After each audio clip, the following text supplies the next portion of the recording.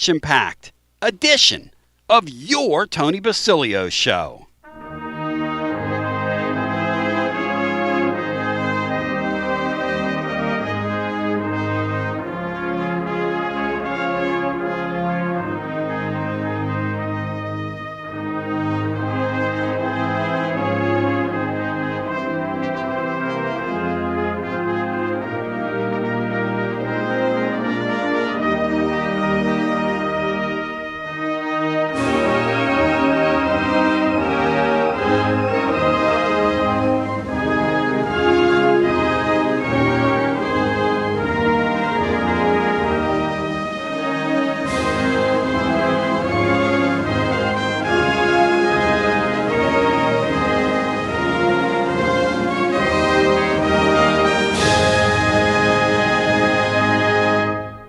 You found Radio Free Tennessee. Your Tony Basilio Show will begin momentarily. Keep it locked in right here at TonyBasilio.com and on your Tony Basilio app. And hey, do us a favor. Spread the word.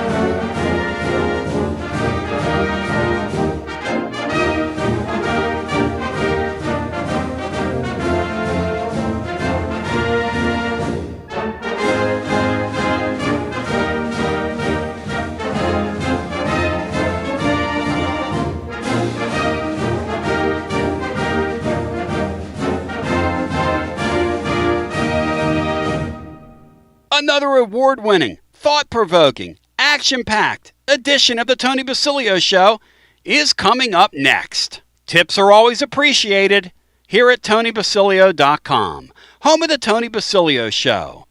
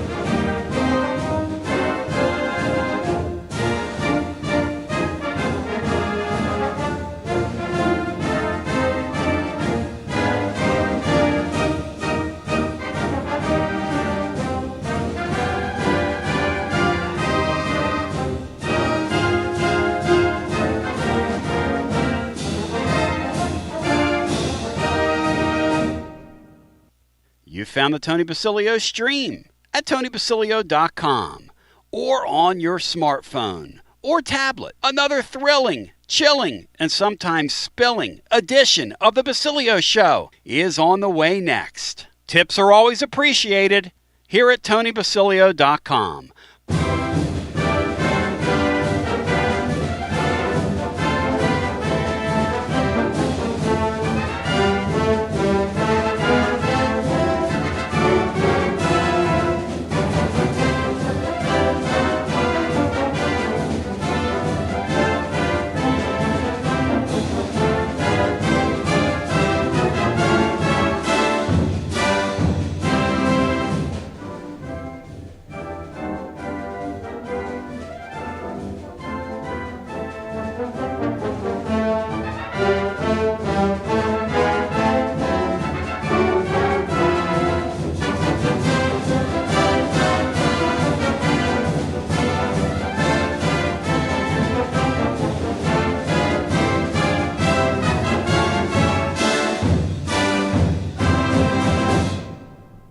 You're listening to FM 105.7 and AM 1340, WKGN Knoxville, and W289CU Knoxville, Fan Run Radio.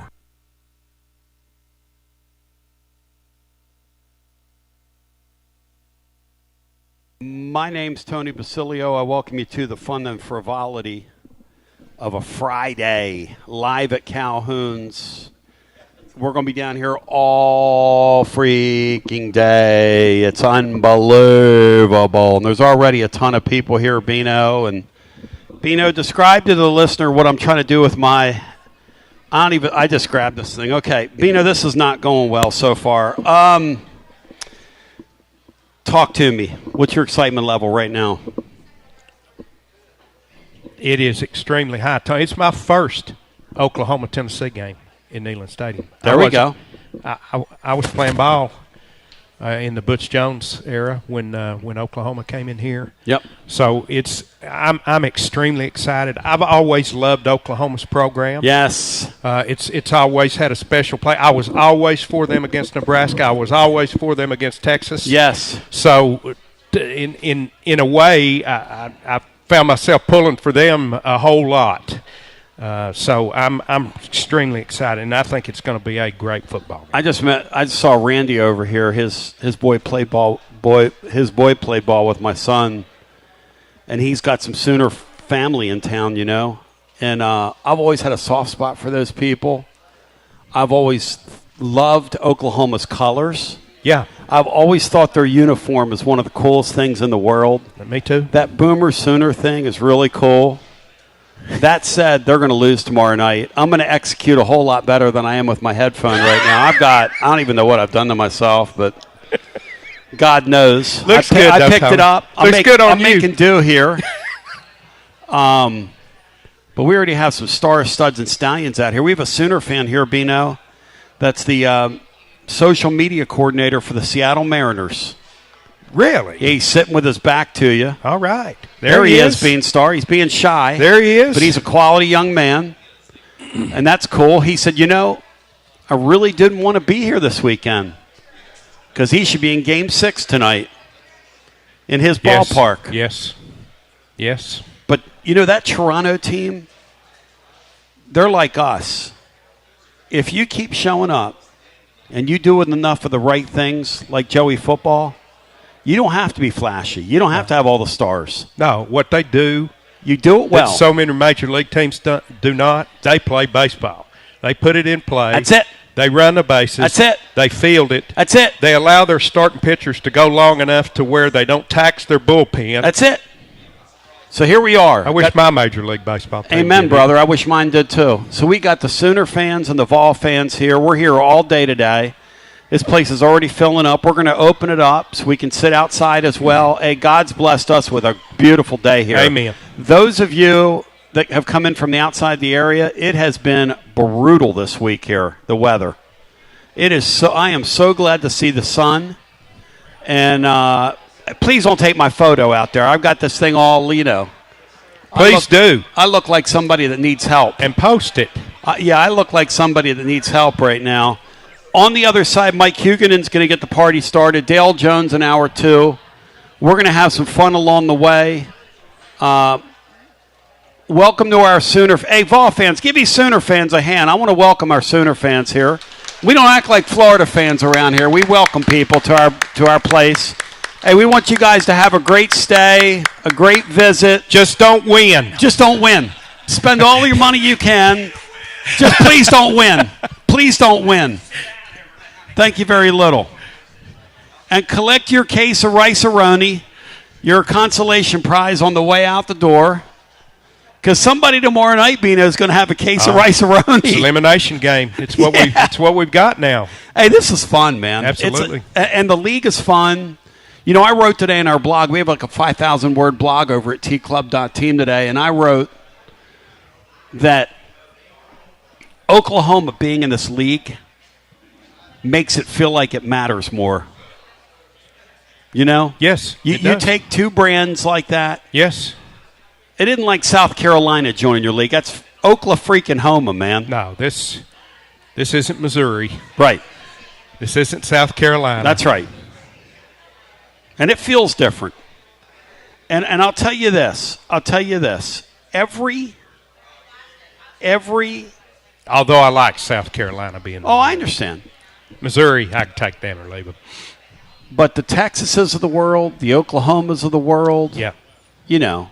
And look at that color. I love their color. Their color and our color. You know what that feels like? Alabama and Tennessee.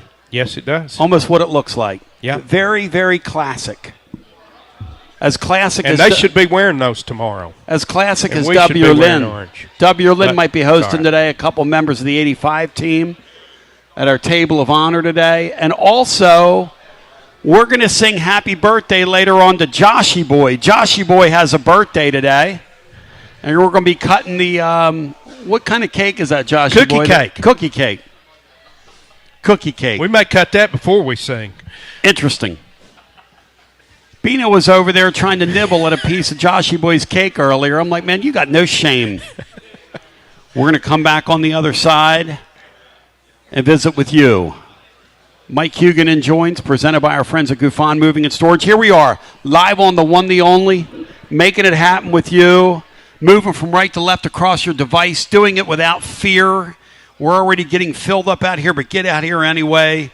It's going to be outstanding. And then Beanstar, so we're live from in our time slot, and then William Patterson's going to be here. Mm-hmm. Let me tell you something about William Patterson. Hey, this guy sat in with us last night. I heard him yesterday. On our winners and losers. Mm-hmm. He carried the show. I heard him yesterday. He's smooth. Kid's smooth as he wants to be, so he'll be out here. And then Russell W. Smith, say what you want to say about Dubsy. Most of it's true. But Dubs will be here with his merry band of thieves, including the great Bob Baskerville and Bear Italia. They'll be out here The making Bears it happen. live? Bears live. Man. You're going to see Bear. Say Bear. It's all ahead.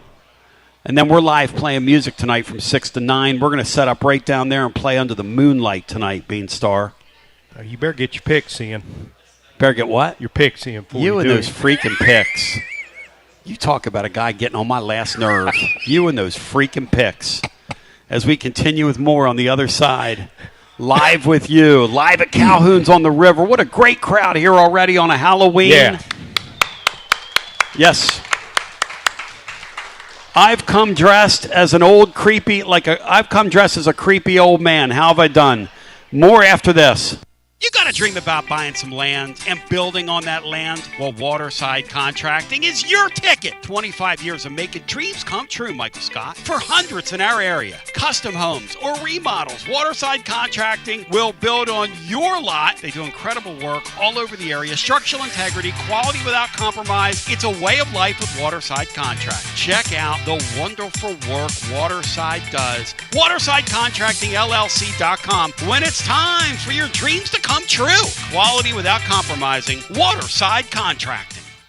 Preparing food for a big gathering can really take it out of you. That's why you need to call Calhoun's and check out their selection of party platters. Whether you're hosting a party for the big game, a reunion, or just an everyday gathering, a Calhoun's party platter is next level. Choose from Calhoun's always excellent chicken tenders, fly with Calhoun's wings, or boneless wings with a variety of dipping sauces, award-winning next-level melt-in-your-mouth barbecue ribs, or delicious spinach artichoke dip, or get one of each. Plus, if you're doing burgers or sandwiches, Calhoun's has lots of side dishes like spinach Maria, baked cinnamon apples, Smoky Mountain baked beans, or creamy coleslaw. Available in pints, quarts, and gallons. And to finish things off, pick up one of Calhoun's great desserts to go, including homemade cheesecake or key lime pie. Calhoun's, simply your go-to party headquarters. With 9 locations all over East Tennessee, you can order online and just pick it up. Calhoun's, one of the Copper Cellar family of restaurants, along with Chesapeake's, Copper Cellar, Corner 16, Cherokee Grill, and Smoky Mountain Brewery. Eat local,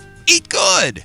When it's time for your next move, you want to get your precious belongings from point A to point B with your peace of mind intact. That's why you need to call my friends at Gufon Moving and Storage, East Tennessee's moving legend. Gufon Moving and Storage has been helping East Tennesseans move since 1887. That's 138 years, 5 generations. That's even longer than the Dooley, Jones, and Pruitt era combined. Gufon Moving and Storage, pro movers, serving Knoxville, surrounding areas, and interstate moves too, both residential and commercial. And we'll provide you with personalized service that other corporate movers simply cannot. We know how to move all types of items. We pay careful attention to our clients' valuables. Your satisfaction as a customer is our absolute priority. As the oldest continually owned and operated family moving business in the United States, when it's time for your next move, it's Gufan Moving and Storage. And storage, it's secure and vaulted. Our newest offering of commercial storage logistics, we offer receiving, storage, and delivery services for all your business logistic needs. See more at Gufan.com. That's Gufan.com. Or check out the link at tclub.team. When it's time for your next move, East Tennessee's moving legend, Gufan Moving and Storage.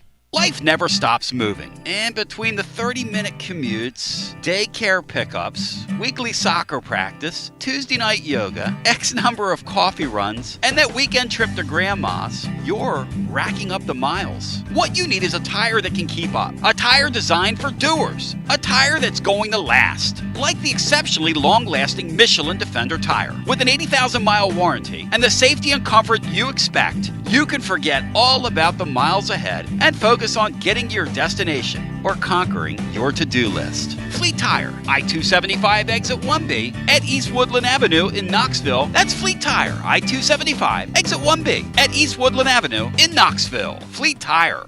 Inward Half is committed to the game and the memorable moments that happen in between. From the tee box to the tailgate, from the green to the big game. For the first birdie with Dad, the first big win with Mom. Friday night lights, Saturday superstitions, Sunday traditions. Fall into the comfort and unparalleled performance of Inward Half. This fall, enjoy the walk-in. Are you tired of hiding your smile because of crooked teeth? At Knoxville Smiles, we've got the perfect solution. Invisalign. No metal, no wires, just clear, comfortable aligners that straighten your teeth without anyone noticing. Eat what you want, smile with confidence, and see results in as little as 6 months. Call us today for more information about Invisalign, 865-539-1776, or just visit us online at knoxvillesmiles.com. Smile brighter with Knoxville Smiles. Out-of-town law firms have been swarming into East Tennessee lately. From Memphis, Chattanooga, and Birmingham, they've stormed into the area. Wouldn't you rather do business with a local firm? You know, a true neighbor. Marcos Garza and the pros at the Garza Law Firm are just that. There are neighbors and friends that support local causes year-round. The Garza Law Firm works to serve you professionally on criminal matters, injuries and accident matters, and Social Security and disability filings. The Garza Law Firm is here for you at garzalaw.com. The Garza Law Firm. Let us help. Fall has officially arrived, so now is the perfect time to make sure your home's heating and HVAC system is ready for the season ahead. Don't ignore the warning signs that your heating or cooling system is struggling or nearing the end of its lifespan. And if you need fast, reliable HVAC repairs, seasonal preventative maintenance, or want to invest in a new, high-efficiency system, then call the trusted HVAC experts at Pipe Wrench Plumbing, Heating, and Cooling. Whatever HVAC problems you encounter, our certified technicians will make a full assessment and then provide the best long-term solution to keep your home comfortable again all year long. We make it easy with free on-site estimates for replacements and free second opinions on repairs. And if budgets are tight, we offer flexible payment plans including 0% financing with credit approval. Be sure to ask about our 10-plus year warranties that are 2 times longer than industry standards so you don't spend a cent on unexpected costs in the future. So call Pipe Wrench at 865-264-8090 or book online at pipewrench.com to schedule your appointment today. And as always, same-day service guaranteed or the visit is free. TB here with Alan of WeShipFloors.com. Tell them about it, Alan. Hey, I'm Alan from WeShipFloors.com. Our competition's prices, well, they're going up. Ours are coming down. Our waterproof floor Supercore is the best, and right now it starts at $199 a square foot. Our warehouses are full of 4mm, 6mm, and 8mm. You strapped for cash? Well, we have our own in-house financing. Use our room visualizer and order some free samples today. Supercore from WeShipFloors.com. Best products at best price. Like Alan said, head over to WeShipFloors.com. Use the room visualizer on the website. Drop in any of the 120 Supercore floors virtually into your room and order your free samples today. WeShipFloors.com. Tennesseans, they are us. The best product, the best price. WeShipFloors.com. This show today is going to go off the rails as I welcome you back. I don't know why it is, but I can feel that it is. We've got people here, Bino. This lovely lady here. Angie, identify yourself. Where are you from? And you've come bringing gifts today for Joshy Boy. From Jackson, Mississippi. Right on. I heard it was Joshy Boy's birthday. There you go. And what, Angie, lay it on me here. What's your store's name? Let's shout out your store here. Because we listeners all over the world. Kincaid's Fine Clothing. Jackson, right. Mississippi. And that stuff is beautiful. Thank you. Like, that doesn't look like anything I'd wear. That stuff's way too good for me. I think you could wear it. I know. I come home in that, and my wife would say, who are you seeing now? Like if I came home in something that nice. Oh, come on. Huh? You look gorgeous on you. No, I don't think so. I don't.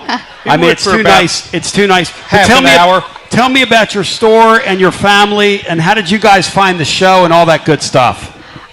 Oh, boy. We listen 24/7. Oh, no. Up to the wee hours of the morning. Oh, no. My husband, Craig, right there. Craig, he's hardcore fan. Good-looking man right there. Yeah, he is. Yeah, he is. My sons, Will, Drew, and Sam Thomas, all hardcore Tennessee fans. Big fan of your show. Right in the middle of Ole Miss country. We are in the middle of Rebel. They went to Ole Miss, but our heart is in Tennessee. Now, do you think Lane Kiffin is a charming guy? What do you think of Lane Kiffin? Tell the truth. Thumbs down, Bino. I like it. Well, we've got a little special thing for Joshy Boy here. Joshy, we're going to let you pick out your favorite garment here. This is high-dollar stuff, right? Hi. See? Happy birthday. Pick out your favorite one. Oh, isn't that sweet of her? Hey, let's give Angie a round of applause. A little bit big for you. Thank you, y'all. Thank you. And what's the name of the store again? Kincaid's Fine Clothing. Kincaid's Fine Clothing. Look for them. We love you. Thank you, Angie. Thanks for thinking of us. Let's bring the great Mike Hugan in now without further ado. Hugie, you fire me up, you focus me, and you prepare me. Grade the card, Hugie. Grade the card, brother. What do you think? I'll say B-. A little bit disappointing for Week 10. But there are some incredibly important games. I think there's a lot of why is this? I know every game's on TV, but some of these are. Why is this on TV? Because there's a lot of games this weekend that really look on paper to be really, really pitiful. You know, it's here's the thing. We sit here every week, Bino, and we grade these cards. Yeah. And every week the sport delivers. Yeah, every week. Every week. Let's get serious. So, but just again on paper, Ohio State, Penn State before the season. Oh my God, that'll be the game of the year, and it's like, and that's like the 8th best game on at noon now. So, stuff has changed, obviously. Plus, I'll be honest. To me, the LSU situation overshadows everything on the field this weekend. Let's talk about it. Woodward's out at LSU. The governor's a nut job. In your mind, how devalued is that gig right now with what's happened here? Yeah, that's the thing. I mean, in a vacuum, that is easily one of the 3 best jobs in the nation because it does recruit itself, the passion for the football there, the facilities, the stadium, all that stuff. The fact that now they're hiring a coach without an AD, without a school president, and with the governor having inserted himself into the mix. And the most important thing to me, because I think you could still say coaches don't care about all that kind of stuff. They just realize they can win big there, and they can. The governor already has said that he is not interested in paying the big money contract anymore. So to me, that means that if you're Lane Kiffin, you ain't going to LSU because you're not going to be working for anything less than $14-15 million a year now. So, and if the governor's going to go back on his word, this is a guy that, like you said, this dude he is out there. The whole idea about, the board of supervisors is making the hire, and then they talk to the board of supervisors president later that night. He's like, well, that's news to me. So I think the whole situation is a gigantic mess. Yes, there are coaches out there who would crawl to Baton Rouge for that job, but I think now there's a heck of a lot fewer simply because the governor of the state of Louisiana has proclaimed that they're not going to pay the money that's necessary to get that kind of coach now. Here's the thing, Bino. Bino, we came out of a period of self-inflicted wounds several years ago. Yeah. I love stable management. I love stability. We have fans that want to uproot Josh Heupel because he loses a game or two, and maybe he mismanages a game or two, and all these people mismanage games. We're all human beings. Hugie, here's the way I look at this thing. All these job openings, this is a great opportunity for the stable programs to really pick on and pick at the unstable programs and go in there in the transfer portal and get some kids off these programs. Yeah, I think the one thing about the transfer portal now, the new NCAA rule that came into effect about 3 weeks ago, a player at LSU, a player at Florida, a player at Penn State is not allowed to enter the portal until 5 days after the new coach is announced. So, in other words, like the day after the LSU season ends, their players can't enter the portal.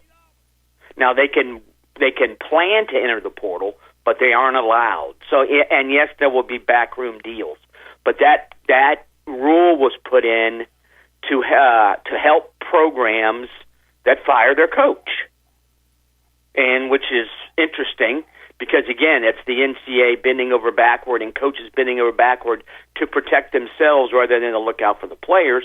But that is the new rule. So it's interesting, but the stability aspect, I don't think that can be overstated. Again, at LSU, if you're interested in that coaching job, there is no AD, there is no school president. The governor has inserted himself into the mix. That's potentially extremely toxic on a lot of levels. So, and plus, again, we're not even. And forget the fact that they're not going to. The governor has said we're not paying those kind of contracts anymore. So, it's going to be interesting to see who gets that job. Now, the idea that you can win fast there because of the available talent in the state and already on the roster, yeah, that's true. And presumably they're still going to pay a lot of money for NIL. But I still think that went from the best job opening this cycle by a large margin to I don't know about that one now. I think it's damaged that much. Mike, I mean, you don't want the governor getting involved with your college football program for a myriad of reasons, but do you think this kind of voice coming in there may lead in the future to us seeing coaches paid more per year, but not these backside-loaded failure money guaranteed contracts that we're seeing right now? Yeah, and while I think Jeff Landry's a clown, his point about the buyouts and the contracts, they're out of control, that he's 100% right. And I still wonder why you can't tell Coach A, we're going to hire you, we're going to pay you $5 million as your base salary. We're going to have a ton of potential bonuses built into that contract. And oh, by the way, the money we're saving on your initial contract, you can use it to buy all the players you want. So, $5 million, you get $1 million for winning 9, whatever. But the money goes to player retention and player recruitment. To me, that's more important than ever in this era. I mean, do you really need a $14 million coach when your player payroll is $12 million? No, you don't. It needs to be more like 20-8 or 20-6 with the players getting the huge bulk of the money. It's going to take a concerted effort by a bunch of ADs who are not the smartest folks on the face of the earth to get the coaching contracts under control. And now you got assistant coaches making $2.4 million a year. Oh, it's ridiculous. Hey, Tim Banks here. Ridiculous. Tim Banks here makes like $2 million plus a year on 3 years, right? And he hasn't done an interview. He hasn't been before the press since August. Yeah, that though I would imagine. What are we doing? Heupel doesn't want to speak into the media. The old Saban thing, one voice. No. That is a little bit. That is a little bit ludicrous. Technically, he's a state employee, and he's not speaking to the media. And I know folks are like, that's who cares? The media's out of control. Cares. Blank, blank, blank the media. But that to me is sort of, it's interesting if nothing else. And why? Yeah, and players after they mess up, a lot of times they put themselves in front of the media. Well, if a coach is making $2.2 million a year and your defense is not playing well, how about stepping up and talking about it? You guys expect him to talk to the media? I'm not sure he's talked to his defense in about 3 months. As the great Hugan presented by our friends at Guffan Moving and Storage. Listen, this is your stuff we're talking about. When it's time for your move, East Tennessee's moving legend, Tony Vitello, are you listening? And Tennessee just added an incredible hire from the Florida baseball program. Josh Elander, you're the man. Guffan Moving and Storage has been at it since 1887. That's 138 years, ladies and gentlemen, boys and girls, residential, commercial, you name it, they'll do it. You name it, they've done it. The oldest continuously owned and operated family moving business in these United States of America. How do you do that? By keeping your word. How do you do that? With integrity. How do you do that? By handling other people's belongings as if they were your own. Hugie, let's get to the field and get off this nonsense at LSU. And let's start down in Texas, because all these Sooner fans here today are cheering for the Longhorns tomorrow. They're all rooting for the Longhorns tomorrow with Vanderbilt. Your thoughts on that matchup? Yeah, I mean, obviously, is Arch Manning playing or not? The backup is Matthew Caldwell, who's on his fifth school and not very good. He was at Troy last year, and he was a part-time starter. So here he is at Texas. He did throw a nice touchdown pass last week as they rallied to beat a choking dog Mississippi State team. But Vanderbilt, they're playing really well. Their defense is flying around. It's an extremely well-coached defense. You look at Pavia's passing stats, they don't wow you. But you watch him play, and he does wow you because he has the it factor. And I know that's a little bit nebulous, but you watch him, and 3rd and 7, he'll run for 8. 3rd and 2, he'll throw a pass that's good for 17. He makes gigantic plays at just the right time. He's hard to sack. He's hard to get on the ground. Vanderbilt has really good run defense. Texas is inept running the ball. The idea that when Texas joined the SEC, I'm pretty sure that every single Texas fan was like, well, every time Vanderbilt comes to Austin, that's a win. This is Vanderbilt's first time to Austin, and I think Vanderbilt's going to win. Hey, these Sooner fans are telling me they're really cheering for Texas tomorrow. These Sooner fans cheer for those Longhorns. I don't know what's in the air up here at Calhoun. I'm sure they also cheer for Oklahoma State. Yeah. Interesting. Bino, what's on the card? What game are you pivoting to? Well, I just wanted to comment to Mike on it's not enough that Texas and Vanderbilt is a matchup of top 20 teams. Yeah. And that Vandy's 9 and Texas is 20, but Penn State and Ohio State is not a matchup of top 20 teams. No, and that again, it's frankly incredible. Again, I saw some. I can remember back in July and August reading about the season as you get ready for it. That was the number 1, 2, or 3 game of the 10 games you got to pay attention to this year. That this was seen as this will be for the winner of this game. Don't be surprised if they're ranked number 1. Well, as it turns out, Ohio State is going to win, and they are going to be number 1. But you're beating a team that is not going to a bowl game. You're beating a team that really, this is like, I'm not even sure it's Minnesota level now.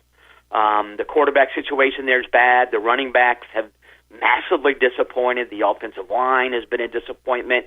The defense, I think, has broken down, even though their coordinator is the highest-paid coordinator in college football history. It's just, Penn State has become a disaster. And Ohio State, Penn State, again, I'm serious. I think it's like the 6th or 7th best game at noon tomorrow. It's frankly, I can't imagine Penn State staying within 3 touchdowns. I'm not even. If Ohio State wants to keep Penn State scoreless, I think it will. But it'd be really that's funny. About the players, and I'm pretty sure they've watched film and realized these guys are bad. We're going to win. But if they really want to, they could shut out Penn State. I'll tell you, it'd be funny. Is if Penn State with those players went out there and played the game of their lives and beat Ohio State. It'd be the most 2025 thing, for that to happen. You're in some respects, you're right. I mean, what's weirder, the idea that the LSU governor injects himself into the coaching search, or Penn State beats Ohio State? And maybe at this point it is Penn State beating Ohio State. I mean, because this is a bad Penn State team right now. They came off the rails and they've gone over the cliff, and they're on fire at the bottom of the cliff. They're not good. The old Big 12 entries, Mike, Texas, Oklahoma, playing the 2 teams from the state of Tennessee, 2 best games in the country. This is an outstanding game we're getting ready to watch here tomorrow in Knoxville. Yeah, I think Oklahoma. I've watched material the last couple of weeks. There's no way he's 100%. His deep ball is not very good now, and that was one thing he was known for. He's a tough kid, obviously. He's a good scrambler. He gives them an extra added element because of his running ability. They're getting some of the younger running backs now are sort of stepping up a little bit. I think the defense was exposed some last week. They had phenomenal stats, but then you take a step back and realize, well, they really hadn't played anybody with a good offense, and then Ole Miss is a good offense, and they put up in the 30s. I think Tennessee will do the same. But I think the one thing Oklahoma is going for it is, as you mentioned, the Tennessee defense is not good. So I think the Oklahoma offense can sort of get well in some respects tomorrow. Satania, I think, can make some big plays against the Tennessee secondary. How much pressure can they get on Mateer? I'll be honest also, though. I think sometimes when Mateer is under pressure, he's better, because I don't think he's a very good drop-back passer because of his hand right now. So I think the Vols win. I think it is one of the 2 or 3 best games of the weekend. Extremely interesting. And, Oklahoma 2 weeks ago was sitting there at 6-1. Okay, this is a playoff contender, and I think after tomorrow they're going to be 6-3, and the questions start, what happens if they go 6-6 and they get rid of Venables? Because the last 3 games are all against ranked teams as well. And they really could go 6-6, because here's the truth. That quarterback's not very good. Their offense isn't very good to begin with when he's healthy. And that quarterback, what's a shame about Oklahoma and Tennessee? Those are incomplete football teams with units on the other side that are just like an eyesore. Yeah. If we had a decent defense, Bino, we would easily be in the playoffs right now. Yep. And if they had a decent offense, they would easily be in the playoff hunt right now. If they could switch defenses, Tennessee would be really good. And if they could switch offenses, Oklahoma would be really good. Yeah. And I think part of the problem with the Oklahoma defense, it has to play at a high level for Oklahoma to win most of its games against tough opponents. I still can't believe Oklahoma lost to Texas. But, last week, again, Mateer, it's obvious his hand is not 100%. And how can it be? The dude had surgery less than a month ago. So the kid is gutting it out. I think they do have some young running backs who are starting to do some things. Satania is dangerous. But I think Tennessee, has way too much firepower. I really, really do not want to be an alarmist, Mike, but this game not only looks like a fork in the road game, it looks like if you take the wrong fork, you may walk off a cliff. For either team? For either team. Don't do that, Bino. I got to make a living here, man. Which game is this? Tomorrow's game, Bino thinks we can make a turn. I think Vols fans, if they lose tomorrow, the Vols aren't going to the playoff. And Oklahoma could get a gigantic boost, and maybe they get into the playoff. But I think, if Oklahoma, I think Oklahoma loses, and I don't think it's out of the realm of possibility that they finish 6-6. The question then, do they have the appetite to get rid of Venables and enter into a less than stellar, I would argue, coaching search mode? I don't know if there's a lot of proven Power 4 coaches out there who can take you to a national title. Frankly, I'm not sure there's one that would be willing to leave. But I will say this. One of the hottest offensive coordinators in the country is Will Stein at Oregon. In 2019, Will Stein was the offensive coordinator for a high school in Austin, Texas, Lake Travis.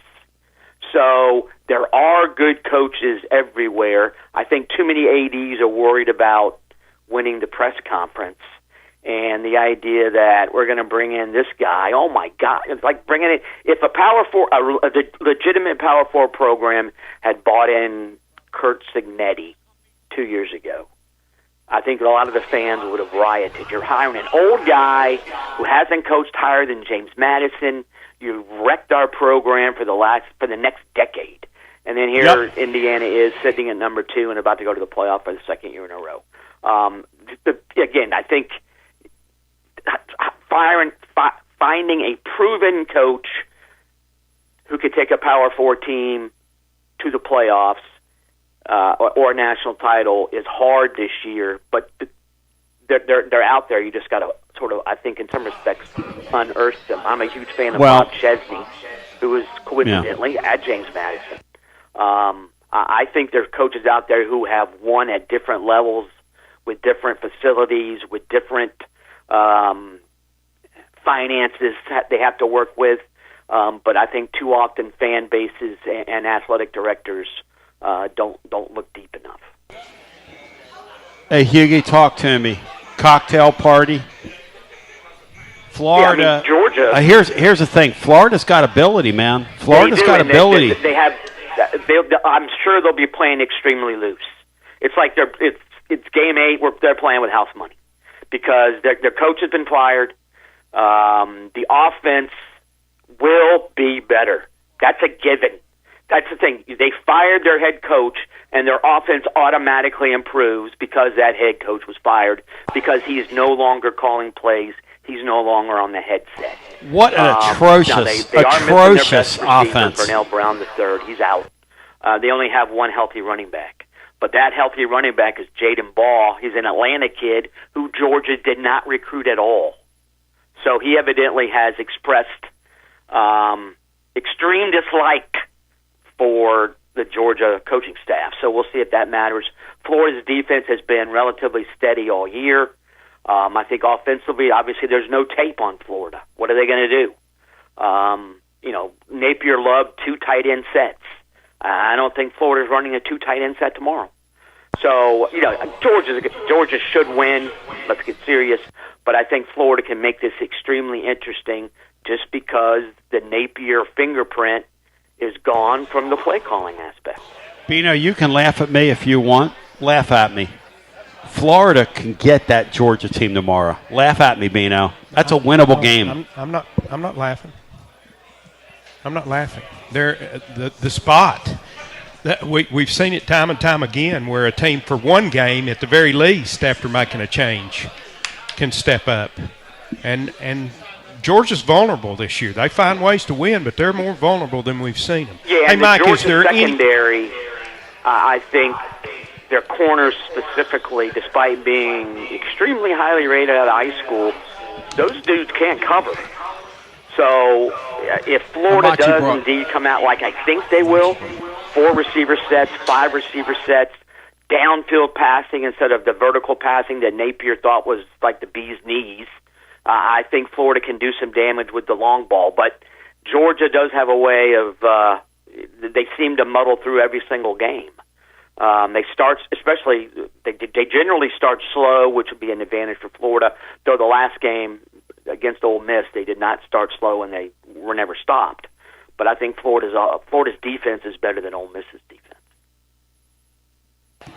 Any indication, Mike, what direction the Florida search is going in? Well, I think it's one direction. I think it's Lane Kiffin. All the boosters seem to be in alignment this time. The athletic director, I think, is basically saying you do this or you're gone.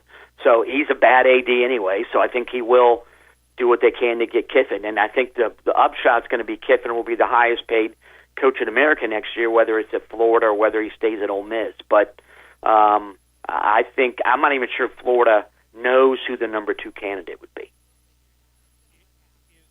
Is the timing of this with Lane likely taking the Ole Miss to playoffs? Yeah, will that be an impediment at all? Of this. If you're Florida, can you afford to wait until potentially mid-January to hire? Well, at least late December, early January to hire your coach, and that's going to be an interesting aspect. And same thing with LSU. Maybe they do. Maybe they are. I think they are interested in Kiffin. I just don't know if what's gone on there is going to impact anything. But you also, what's Penn State going to do? Do they want a sitting coach who might be in the playoff as well? So the timing of this with the playoff, with the 12-team playoff, makes things more interesting. And just think what happens when there's going to be a 16-team playoff. I think the coaching search has become even more problematic for certain programs when they want a proven head coach. So, and even if it's a proven, if you take a G5 team to the playoff, presumably you're going to be a hot commodity. Well, that means you can't be hired until late December. So that's going to be interesting too. Hughie, college football, best sport on the planet, dumbest structure. Just a really idiotically structured sport. Yeah. But, it's almost like they do everything they can to mess it up, and yet we still, the fans, we lap it up. We love it. Can't get enough. You can't kill off fan fervor. And It's amazing the number of people the last 2 years, the NIL, I'm not even a fan anymore, and they're the first people texting me every Saturday. Hughie, when I talk to people that have come here from places like Mississippi and Louisiana and drove all night to get in a hotel, to get up here today, to be a part of this, and to be a part of this weekend, and what it means to so many people, and seeing these Oklahoma fans who have dutifully come here to take their loss this weekend like a really good fan base. I mean, it's just a great sport. It's just an awesome, incredible sport, man. It is. And I mean, the players, they're finally getting paid, and I got no problem with that. Nope. But again, the lack of foresight, the lack of a lot of smart decisions in the last 2 decades by the NCAA has us where we are now with college football. But again, you can't kill off the fan fervor. No. Yeah, every Saturday. Yep. The 6 other days might be like, maybe make you literally want to pull your hair out. But that Saturday in the fall, you're in front of your TV, or you're in the stands, or you're listening on the radio to see how your team does. And that's, no one's doing that for Major League Baseball. Let's get serious. Hughie Bear. Yep. Too many. And even college basketball, which is phenomenal. I missed a half. Big deal. You ain't missing a half of a college football game. The great Mike Hugan and joining, presented by our friends at Gufon Moving and Storage. It's time for the Mover of the Week, presented by our friends at Gufon Moving and Storage. Shout out to Taylor, 5th generation. Tom Gufon, the finest looking man in show business. Here's the deal. They offer secured vaulted storage along with a myriad of other offerings. But commercial storage logistics, which means receiving storage, delivery services for all your business logistics needs. See more at GufonMovingAndStorage.com. And Brian, who does our John Ward imitations, tells me that he passed a Gufon Moving and Storage truck coming in, saw a Garza Law sign, and there were a few other signs and signals that he knew today was going to be a great day down here at Calhoun's on the river. So without further ado, Hughie, fire it at me. What's our Gufon Moving and Storage mover of the week. Well, we've already got it's LSU. I mean, they were as high as number 3. Now they're out of the rankings. They've lost 3 games. They got embarrassed at home by Texas A&M. They fired their coach. They're not going to be in the top 20 again this year. That one game. That's going to lead to a sea change at LSU. It's monstrous. Another mover down, SMU goes to Wake Forest, kicks 4 field goals, and loses on a last play field goal 13-12. Rhett Lashley is seen as a hot commodity by some. I think there will be some people, though, who look at Rhett Lashley and say, you have all the advantages at SMU. You're spending a lot more money on players than Wake Forest is, and you lost to Wake Forest. So LSU and SMU, I think, are the 2 biggest movers of the week, both in a downward fashion. Hugie, much love to you. Appreciate you, brother. Enjoy the college football weekend. Thanks, man. Talk to you next week. You're the man. Mike Hugan and Bino. Tomorrow night's going to be magical in that stadium, isn't it? Question. With Oklahoma in town. No question. Oklahoma in dark mode, Yep. night game, Neyland Stadium. Doesn't get any better than that. Huge implications. And I welcome the Sooner fans here. Welcome, Sooner fans. I want you to have a great day and a great weekend. Thanks for coming and visiting with us. It's great to see you guys. Bino will take pictures with you if you want. I don't pose with Sooner. I'm just kidding. Who would want to get their photo next to me anyway? Hey, Amachi Brooke, I want to get my photo next to you. I think that sounds great. Amachi Brooke, I got to turn you up here, and you got to look over there. And Amachi Brooke, talk to me now, because our tickets are starting to come in. Our Keith Hatfield Memorial Tailgate for the Kids' 10th Annual. Tell them what we do at Amachi Brooke. We are a mentoring program in Knoxville. We get to work with kids 4 to 17 that have a parent incarcerated, sometimes one or both. And our joy of that is getting to find a positive adult in their life just to do life with them. Go out, have fun, go to the park, hopefully go to this UT football game here in 2 weeks. That's what I'm praying for. And there you go. And Bino, right now we need about 400 tickets. How many tickets do we have in Amachi Brooke? Tony, this morning it set at 45. 45 tickets is what we have. 45 tickets. Bino, now we got an off week and then another week. Are we going to get in 350 tickets, Bino, in the next 2 weeks? Bino? Yes. But Bino, yes. Amachi Brooke, I'm getting nervous now. We do this every year, Tony. What is the email address if folks want to send their tickets to you? Because now they just email them. Yes. Now they just email them. We've made it easy. You can send those to Amachi Tailgate Tix, T-I-X, Amachi Tailgate Tix, T-I-X @gmail.com. Please send your tickets in. We want to get all of these kids into the game, and I know you want to be a part of that.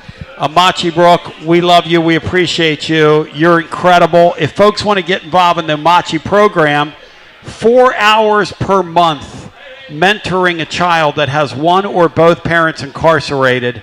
And the most magical thing about your program is you've broken some cycles, obviously, but the most amazing thing is seeing people that have come out of your program then turn around and mentor others. It's incredible. That's a full circle moment. That's what we want. I've got 76 kids on our wait list. If anybody's interested, they want a mentor. Well, God bless you. God bless you. We're going to give these kids an absolutely first-class tailgate because we got 2 people in Nashville who have volunteered. Our friends at Calhoun's are footing the bill, feeding all these people. They do it every year. Our friends at Alumni Hall are going to give these kids some incredible stuff to go to the game and enjoy themselves. And they're going to have a first-class day, and we're going to celebrate them in 2 weeks. But here's what we need, 15 days. We need this audience to step up. I need you to take the email address, which is, Brooke? Amachi Tailgate Tix, T-I-X @gmail.com. And put it all over boards, all over our area. There's no reason by the end of the weekend we shouldn't be able to raise that and get those 400 tickets. There's just no reason. We can do it. We can do this thing. And if we don't, Bino says he's going to cover the difference if he has to go down to his bank and Pull that alone, right, Bino? I got it. There you go. Got it, man. Bino says God's got it. God's got it. We know God's It's going to got happen, isn't it, Bino? Yeah. Don't pay attention to Tony. God needs your tickets. Thank you. Thank you, Bino. You got it. Hey, Amachi Brook, I love you. I Love appreciate you. you. Anything else you want to add on the way out? You're a sweet spirit. Hey, I just want to thank everybody that's already donated their tickets and all the people that make this day happen, including you, Tony. I appreciate you. Yes, and people are wondering, will you take financial donations toward this so we can, if we have to purchase some tickets? Absolutely, that is People our are backup asking me plan. that. Yes. If you want to do a financial donation, feel free to contact me, and I can walk you through that process. Thank you so much. Thank you, Tony. Amachi Brook, I love her. Love ya. She's fun. She's fun. We'll take a brief. Hey, Amachi Brook, by the way, come here. Oh, he's going to meet with you. Come here. Put the headphones on. I need you to help us here because we got Joshy Boy's birthday back here.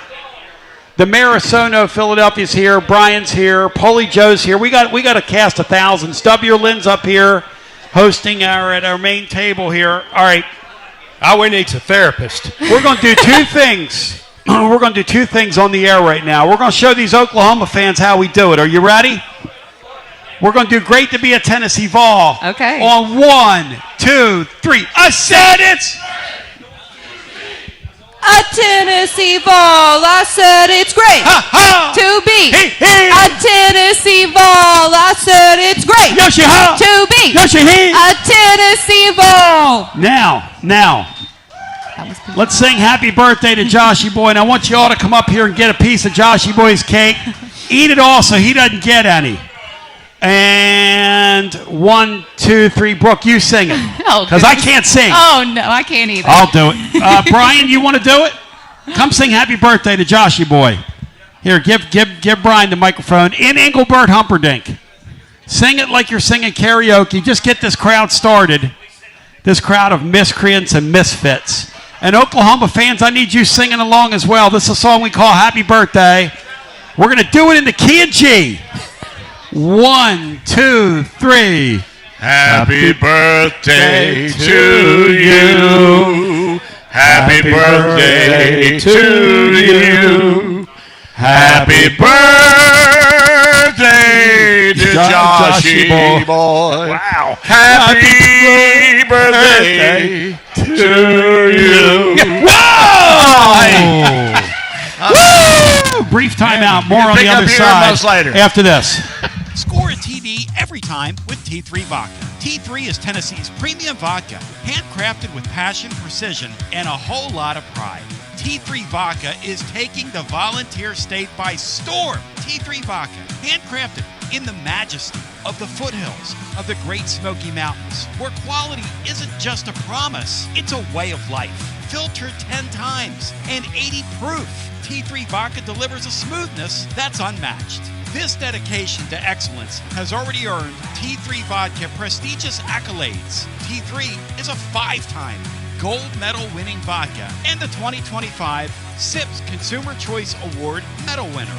Whether you're sipping it neat or on the rocks or mixing up your favorite cocktail, T3 Vodka is your choice for a premium, award-winning experience. Score a T3 TD and ask for T3 Vodka by name at restaurants and wine and liquor stores today. Drink it neat, drink it right, drink T3 Vodka and score a touchdown every time. T3, Tennessee's premium vodka. Distributed by Athens Distributing Company. Please drink responsibly. Basilio here. No one does it like Alumni Hall. I'm here to tell you, living Vol fan, only one place that's the best place to shop for Tennessee gear, and that's Alumni Hall. The best and largest selection of Tennessee apparel for the whole family. Top brands like Nike and Champion, Columbia, Peter Millar. Load up on hats, accessories, Yeti, all your tailgating necessities. Download the Alumni Hall app, click account, and it'll tell you how much Hall cash you've earned. You earn $10 in rewards for every $150 you spend. Alumni Hall, with physical locations in Murfreesboro, Bristol, and 3 locations in Knoxville, now open in Johnson City. Pop into Alumni Hall and get ready and tell them Tony B sent you. when it's time for a fresh coat of paint. Run, don't walk to Walker's Painting. Interior and exterior, Walker's Painting's been making it beautiful since 1999 across the Knoxville area. New construction, repaints, commercial, residential, free estimates available. And get this, mention you heard Walker's Painting on the Basilio Show, 10% off your first job. Let's go! Run, don't walk to Walker's Painting. 865-688-1410. That's 865-688-1410. Walker's Painting, making it beautiful since 1999. Check out the ad at the blog at tclub.team. Walker's Painting. Hi, I'm Jim Simpson, owner of Simpson Meats. When's the last time you grilled a really good burger or steak? One your friends still talk about. Our goal at Simpson Meats is to make that happen every time you have a cookout. All of our cuts of meats, steaks, burgers, briskets, and pork are always fresh, flavorful, and sustainably sourced. We are family owned, so we know the importance of knowing how and where your food is raised. We have been putting quality first since 1888. Visit our butcher shop off Lovell Road or online at simpsonmeats.com. Okay, so we really need uniforms and equipment for this season. Can I trust you with that? Cool, I'll just order them online. What? Yeah, I'm gonna hop online and I'm gonna get them ordered. Hold up, that's not a good idea. We shouldn't just spend money on some random online retailer, okay? I mean, it seems pretty convenient. Trust me, it's a terrible idea. Let me simplify this for you. SM Athletics.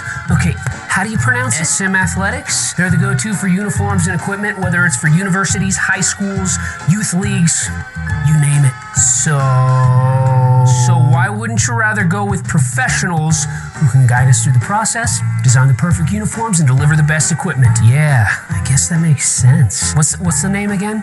SM Athletics. Right.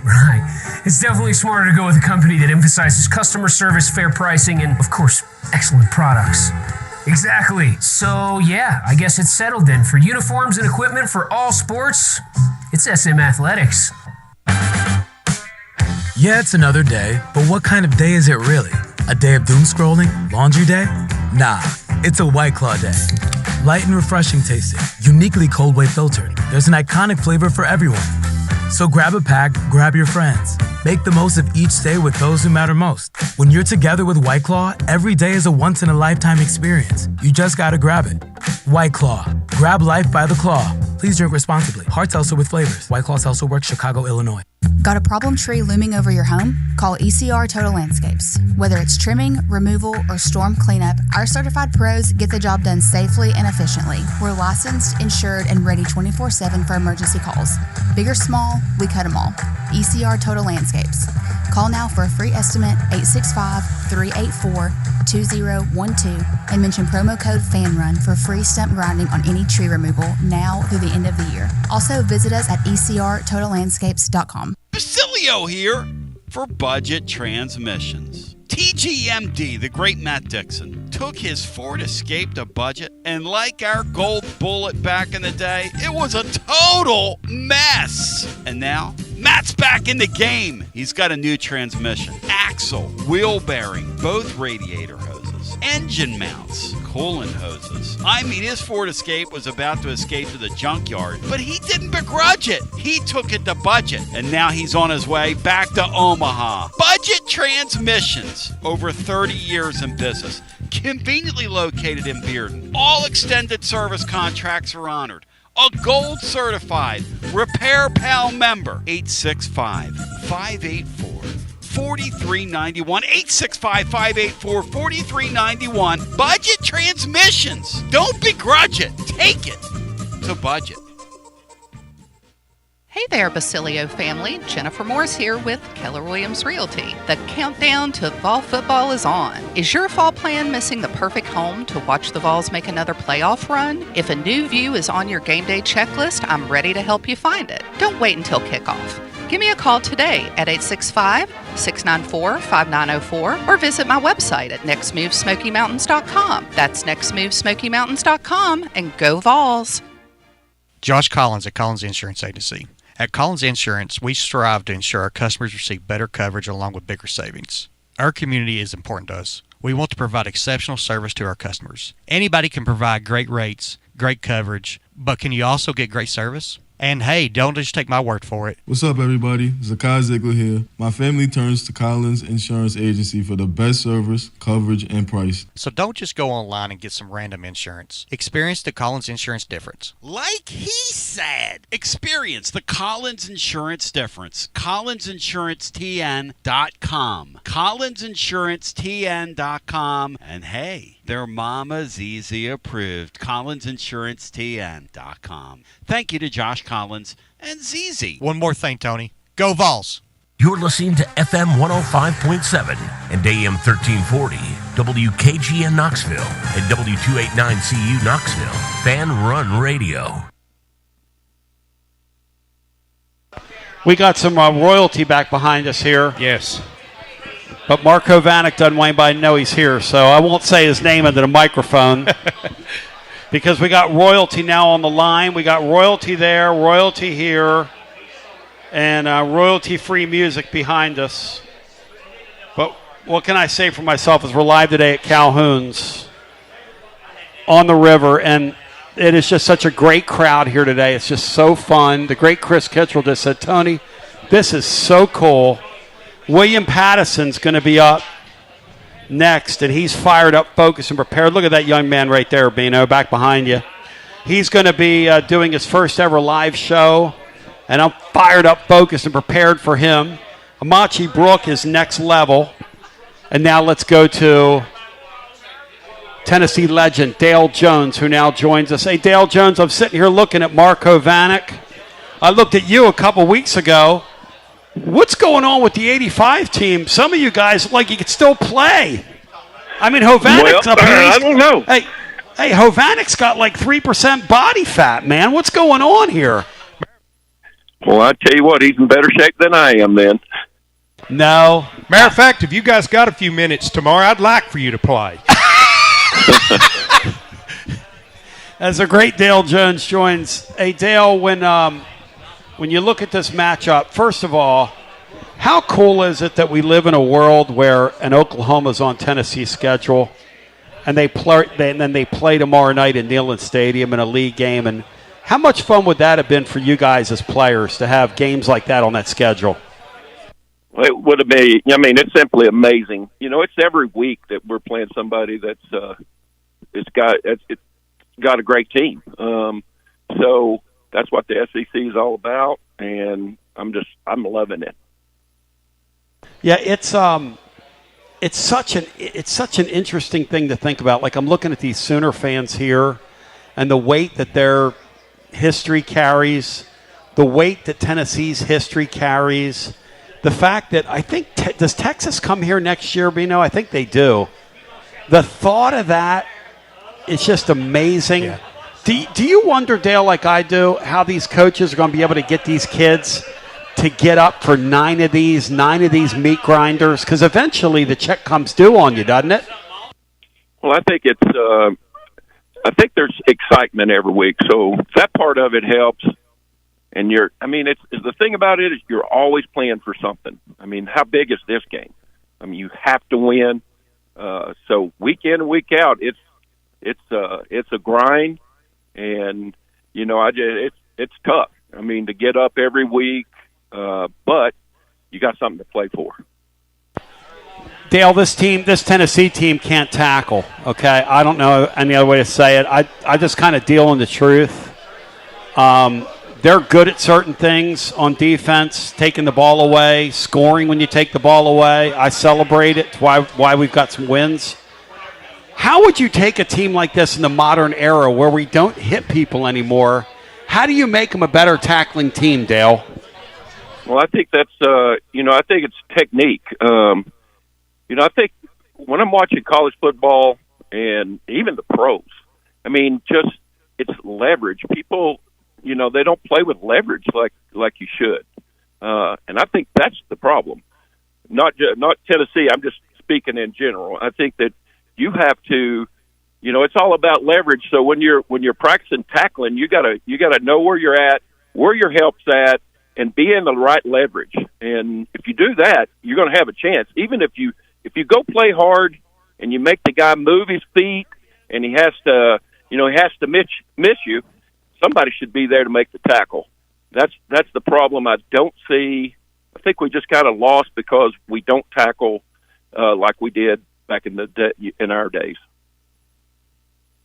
Yeah, and because Tennessee's kids, I don't know. Is this the era where kids want to end up on SportsCenter or over there on these YouTube highlights where they try to blow people up instead of just bringing somebody to the ground? Is that an issue too? You know, I don't know. I just think it's I just think it's you got to practice it, and it's hard to do with everybody. You know, you're trying to protect your players, and you know, the thing about it is you have to practice tackling to be good at it. Yep. And they don't hit anymore. Not like your day. They don't hit. And so, Bino, jump in here with the great Dale Jones. I could paint the picture for you, Dale. Somebody just came by to Bino and to shake his hand. Bino spilled his Coke all over his phone. His phone, Bino, is that a Diet Coke or a real Coke? That's a zero, Tony. Oh, you're so in good shape. You're in it. good shape. No sugar. You're in good shape. Zero won't hurt it. You are a goofball, Bino. But go ahead. He's got himself cleaned up here as much as he can. Go ahead, Beanstar. You're on with the legend, Dale Jones. Dale, as you've watched this defense, and you've been here before, where you have to make late season adjustments. Is when you watch Tennessee's defense, is what you see out there fixable in the amount of time that they have remaining in this season? Well, I just think that I think they got to change up what they're doing some. Don't always be a two shell. You know, you're not going to stop a good running team with a too high look. You can think you're going to, but it's just impossible. The offenses have too many ways to move the ball, too many ways to run the ball, and I just think that you've got to sooner or later you got to drop a safety down in the box, control something. Control the run or control the pass, but when you control the pass, you're usually not controlling the run either. So my thing is you got to stop the run, you got to put enough in the box, and then you got to place the man free to allow that to happen. That's such an interesting way of putting that, right, Bino? Control something, because right now I watch us on defense, Bino, and the way he just put that, we control nothing on defense. Yes or no? Well, you said it, Tony. The only thing that we've done very well so far this year is take the ball away. And somehow they've cobbled together enough stops in the games where teams are running up and down the field on them for this offense to have enough to win the football game. Yeah. So they've been about as opportunistic as you can be when your defense is not very good. Yep. Which is what we've got right now. Hey, Dale, when we're as suspect with our zone stuff as we are and those principles, and obviously those kids for whatever reason, the safeties, the linebackers, and again, I'm not criticizing anybody in particular. I'm just saying as a unit, when we're as suspect as we are with that zone stuff, if you were Oklahoma, how will they try and exploit us tomorrow? What things will they try and do to us?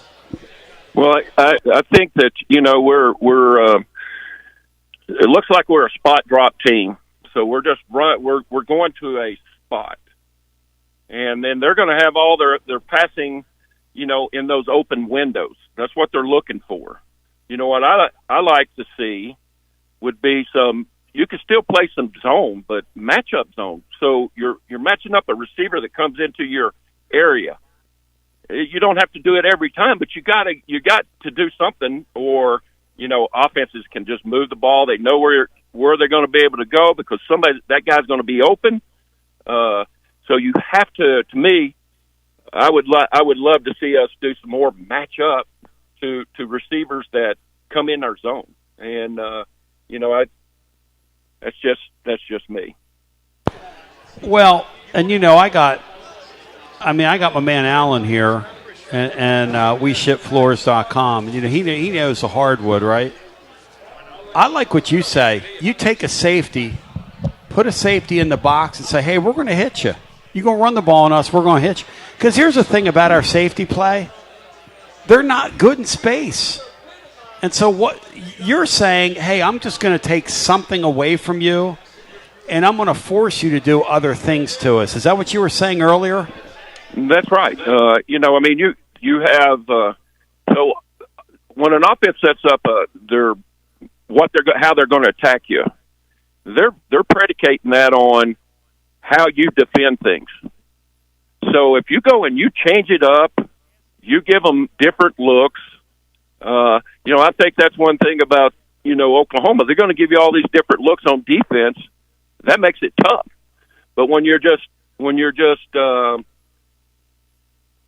playing an umbrella back there, that they're going to pick you apart. So to me, you got to, in a game like this, you got to bring the pressure. And how you're going to bring the pressure, you got to stop the run, and you're going to bring some people. That to me puts pressure on them. Now that's something they hadn't seen. So now everything that they're running, everything gets faster. They don't get to those windows, and you have an opportunity. I mean, if the way we cover anyway, it's wide open. So we should give them different looks. Dale, how do we attack them? Well, I haven't studied them enough, exactly, but I'm sure that our offense they got a game plan because they see it. They know there's certain situations that the defense is going to get. They're going to give you a look, and then you kind of know where you should be going. With I haven't studied enough to tell you how they're going to attack them, but I think number one, we got to be able to run the football. When they bring the guys down and they get the one high, if we can protect, and then not when they're blitzing, but if we can protect, and I think there's some opportunities against their secondary and the deep ball. I think that's that's going to be the key. If we protect, we're going to hit some of those deep balls. We had Watson Brown on. We have him on a Wednesday. And when Watson talks about quarterbacks, I listen, okay? Watson told us before, during, and after the Joe Milton era that he did not fit this offense. He told us before, during, and after the era of the kid that's out in California now, UCLA, that he didn't fit the offense.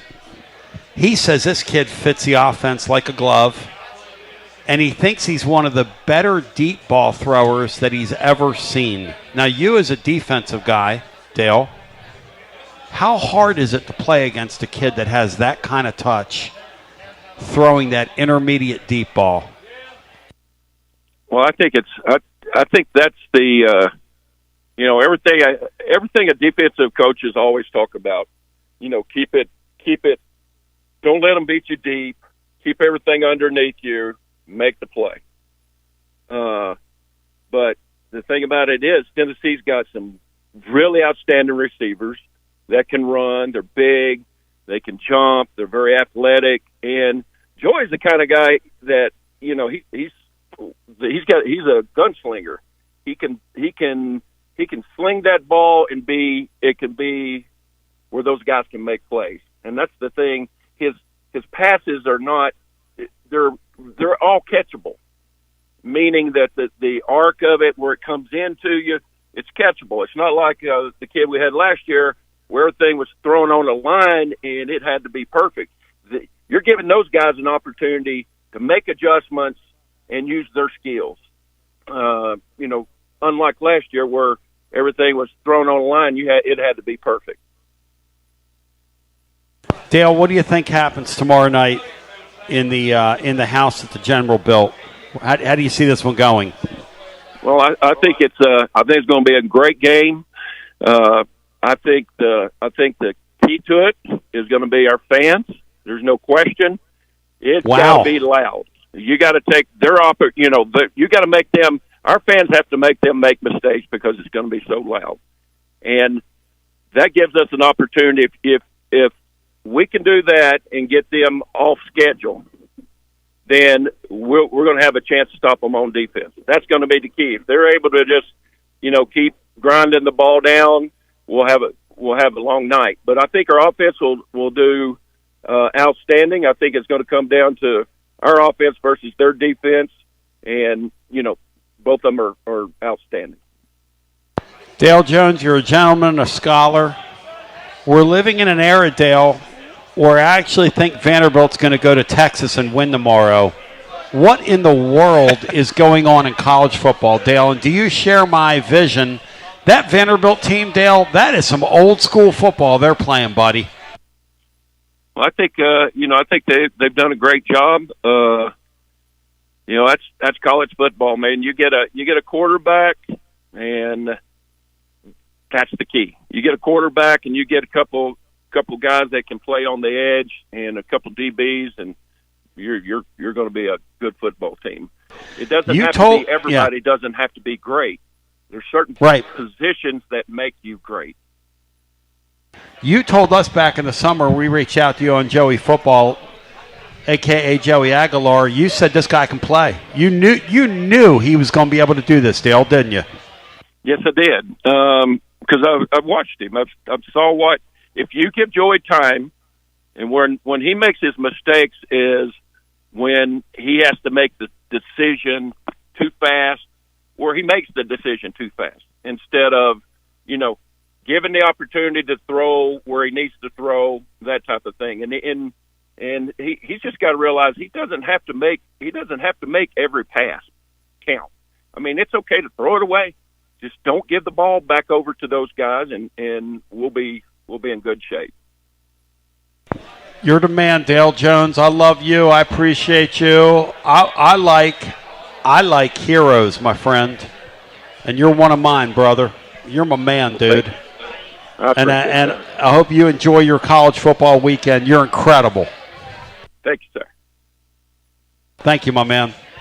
The great Dale Jones, Bino, who joins us on Fridays to break it down scientifically.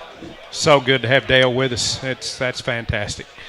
I mean, for the first time, we open up the phone lines today. The playbook with William Patterson on the way next. As we're going to fan run with you right down till 6 o'clock this evening here, and then I'm going to jump back out here and play some live music like a maniac that I am. But in the meantime, we've got so much going on and so little time to get there. I mean, Dubsy's rolling in this equipment right now, Bino. This is kind of getting real up in here, yes, Beanstar. It is. Got the Blues Brothers have shown up to do their show. Yep. And pretty next level. Put a park on, Tony. I got to reload. I hear you. We're kind of on a mission from God ourselves, Obino. Oh, yes. No. Do you agree with that? No, that is right. That is correct.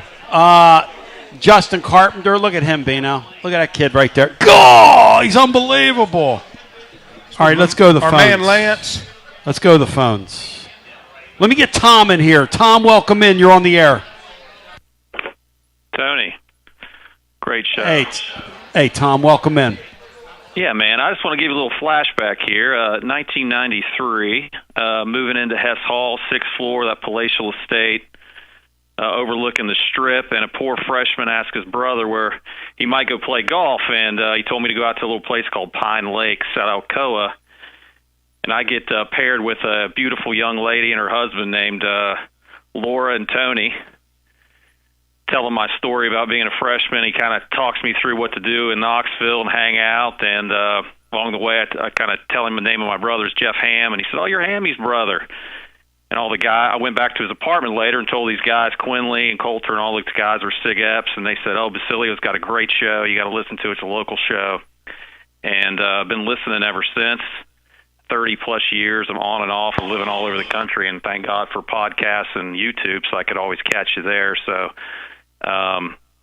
I'll let you know about that. And also this weekend's kind of special for me. It's the first game I've been to. My brother actually got sick and passed away 5 or 6 years ago. And first game I've been to since he hasn't been around, so it's pretty cathartic for me. And I'm bringing a couple buddies from West Virginia down. to show them what Tennessee football is all about. And I'm looking forward to getting back to Knoxville. And just want to say what a great show you had, and it's just awesome to listen to you, and it's awesome to be coming back to Knoxville and be part of the Tennessee fan base and the family. God bless you, man. Wow. And I'm sorry to hear about your brother, who's a really special, great spirit, and may his memory live on, and may you be blessed by his memory. You know, I sit here today just feeling so blessed that we get to be here and enjoy this great day, and I'm glad you called and touched my heart. Now, you got to answer one question for Bino. Yeah. Who had the better golf swing between me and my lovely wife? Tom, you do not have to answer that Who had question. the better golf swing? Because Leanne knows and Frosty knows. They've seen it. Who has the better golf swing, Tom? Laura's pretty smooth, my friend. Pretty smooth. You were a little choppy across the ball. A little choppy. Well, here's how it played out for me. My son, when he turned 13, I went out and played with him over at Beaverbrook, and he looked at me and he said, Dad, why are you getting mad? He said, nothing you do right in your golf swing. Nothing is proper. Nothing. And it was at that point that I quit playing non-competitive golf and started playing music. So it was one of the better decisions I've ever made. But, Tom, listen, I really appreciate you calling and reaching out. And, man, God bless you, you and your family. And enjoy the weekend. Funny little twist here. My wife was is an Oklahoma alumni. She was She was on their gymnastics team back in the day, back in the 90s, and her coach was Becky Switzer. And the way we got tickets, Leslie called Becky and got tickets through Barry Switzer. So the 4 tickets I'm bringing my boys down with, we're sitting in the middle of the Oklahoma alumni section. So there'll be 4 Tennessee fans. They're going to blow it out there in the middle of. We show a bunch of Oklahoma people. It's going to be great. I got a guy behind me here who played for Barry Switzer. Small world, brother. That's cool, man. Friend. Hey, great talking to you. Thank you. Absolutely. Go Vols, baby. Go Vols to you. That's fun stuff. As we go back to our busy phones, let's get Boyd in here. Boyd, welcome in. I am on. You're on, Boyd. Go right ahead. Hey, this is Boy Bill out in Harriman. And you and Beanie Man, y'all got me foo-fop today, brother. Fired up, focused, and prepared. And just want to give a little shout-out to my boy Beanie Man. Sorry that the homeland got hit by that hurricane, my guy. It's tough. I hear you, brother. Yeah. And Tony, I've only been here a few months, man, listening to your show and all, but, like last guy, I love it. And, my favorite thing about the show, I got to be honest, is this Negative guy, man. This guy's hilarious. I never met anybody like him. He wins the lottery on Monday. By Thursday, he's talking about how 70% of lottery winners go broke in under a decade.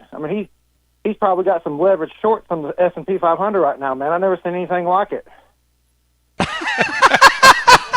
Negative's favorite day is when that job report comes out, and America, if jobs aren't created at the rate that we're expecting, Negative's over there pouring one out for that, man.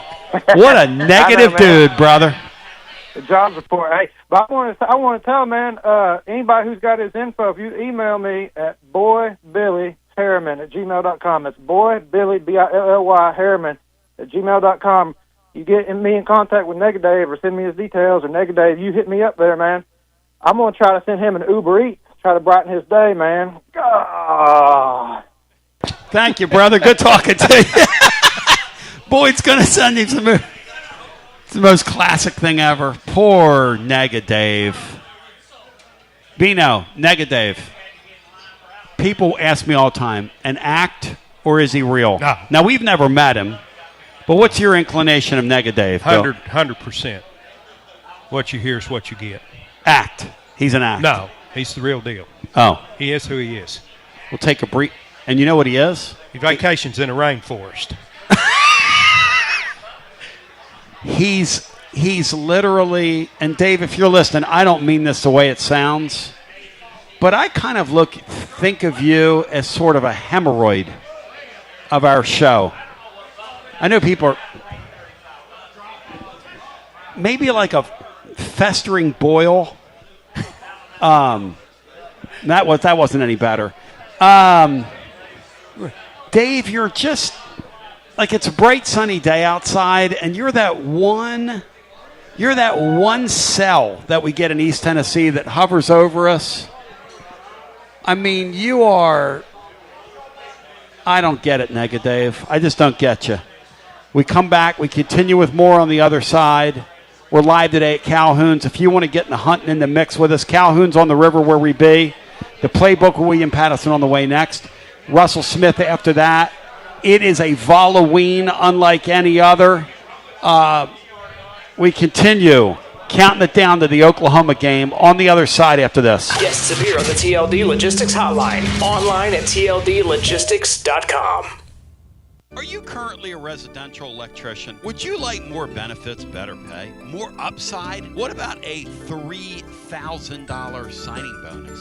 Free company-paid health insurance, annual profit share, company vehicle, gas card, much more. Call Advent Electric today. Advent, known for their large commercial jobs around town, and due to high demand, they're adding additional roles for their residential department. Maybe you know a friend, family member that's a residential electrician. Spread the word. Email hr@adventelectric.com. hr@adventelectric.com. 865-588-0631 and ask for the Tony B 3K signing bonus. Advent Electric is hiring.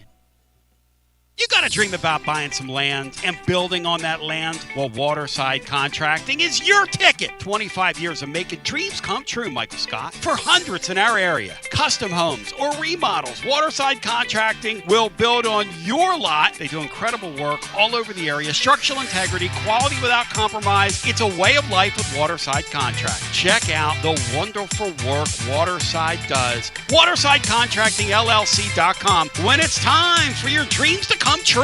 Quality without compromising. Waterside Contracting.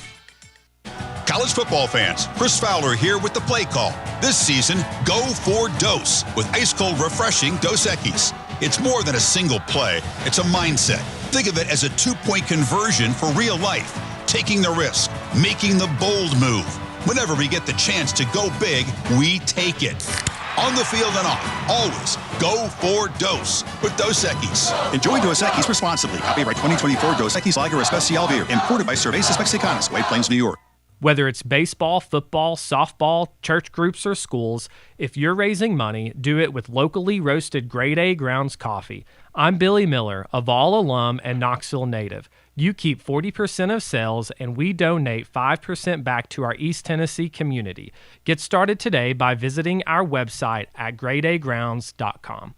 Hi, I'm Jim Simpson, owner of Simpson Meats. When's the last time you grilled a really good burger or steak? One your friends still talk about. Our goal at Simpson Meats is to make that happen every time you have a cookout. All of our cuts of meats, steaks, burgers, briskets, and pork are always fresh, flavorful, and sustainably sourced. We are family owned, so we know the importance of knowing how and where your food is raised. We have been putting quality first since 1888. Visit our butcher shop off Lovell Road or online at simpsonmeats.com. Hey there, Basilio family. Jennifer Morris here with Keller Williams Realty. The countdown to fall football is on. Is your fall plan missing the perfect home to watch the Vols make another playoff run? If a new view is on your game day checklist, I'm ready to help you find it. Don't wait until kickoff. Give me a call today at 865-694-5904 or visit my website at nextmovesmokymountains.com. That's nextmovesmokymountains.com, and go Vols. Tony Basilio, and we are live once again with Chad Stockton of FC Alliance. And Chad, you're out there on the field, 100 strong here in Knoxville. Talk to me. What's been going on with FC Alliance now that the weather's heating up? We're out here for the first night of the boys' tryouts. We have over 400 kids that'll be here tonight. So a lot of exciting times right now for us. Our club team start at U9 and we go all the way through U19. We have over 1,000 kids that come from Chattanooga from the Tri-Cities that make all our teams and make this club what it is today. So we're excited about it. We finished the younger kids a couple of weeks ago. We just finished the girls last night, and now we're on to our older boys program as we speak right now. And we're blowing and going in the Tri-Cities. Tell me about it. We started FC Alliance North 1 year ago, and coming off the first year, we are the largest, most competitive club up in the Tri-Cities area. We just finished our tryouts last night. looks like right now we will be well over 400 kids for the upcoming season. So great things happening up there. We've put our boys into some really good regional leagues. So we're excited about what the future holds for them and also our girls programs. If you want more information, check them out at fcallianceknox.org. That's fcallianceknox.org. Chad Stockton, keep growing the beautiful game here in East Tennessee. Absolutely. Thanks, Tony. Tony Basilio along with the great Mark Griffin. And we're here to talk about our friends at Performance Medicine. And Griff, their slogan, stay educated, stay healthy. That's you. Wow, I really like to think that, Tony, and I'd like to give Dr. Rogers a lot of credit because I definitely want to stay educated and healthy, and knowing that he's putting the time and effort in to make sure of my care, I want to encourage your listeners to put the time to learn and become educated and get to know Dr. Rogers and see if it can help with your health as well. And there's a really, really easy way to do that. In fact, they've got their own YouTube channel. You can see Dr. Rogers for himself with his staff. It's called The Performance Medicine Show over at the Performance Medicine channel over on YouTube. Also, more information at performancemedicine.net. To our friends in North Knoxville, a brand new location over in Fountain City, now accepting patients. So many ways to reach Dr. Rogers. And like they say, stay educated, stay healthy. Performance Medicine, online, performancemedicine.net. Located in Knoxville's historic Old City, Barley's offers great food, live music, the best draft beer selection in town, and now your new favorite place to watch sports. Their indoor projector is perfect for any weather, and they've revamped their upstairs area with more TVs to take in all of the action. Their menu features hand-battered chicken tenders, juicy burgers, fresh salads, and the tastiest pizza in Knoxville. You can enjoy their happy hour drink specials daily from open until 6 p.m. Barley's Tap Room and Pizzeria. When it's past high noon, it's time for a vodka soda made with a vodka you've actually heard of. I'm talking White Claw vodka soda made with White Claw premium vodka. JB Smooth only drinks vodka soda made with the world's smoothest vodka. And you can too. Pick you up a bottle of the triple wave filtered vodka that's been distilled 5 times. White Claw premium vodka comes in 4 flavors: black cherry, mango, pineapple, and just vodka. You haven't had vodka like this. No one has. White Claw Premium Vodka. Please drink responsibly.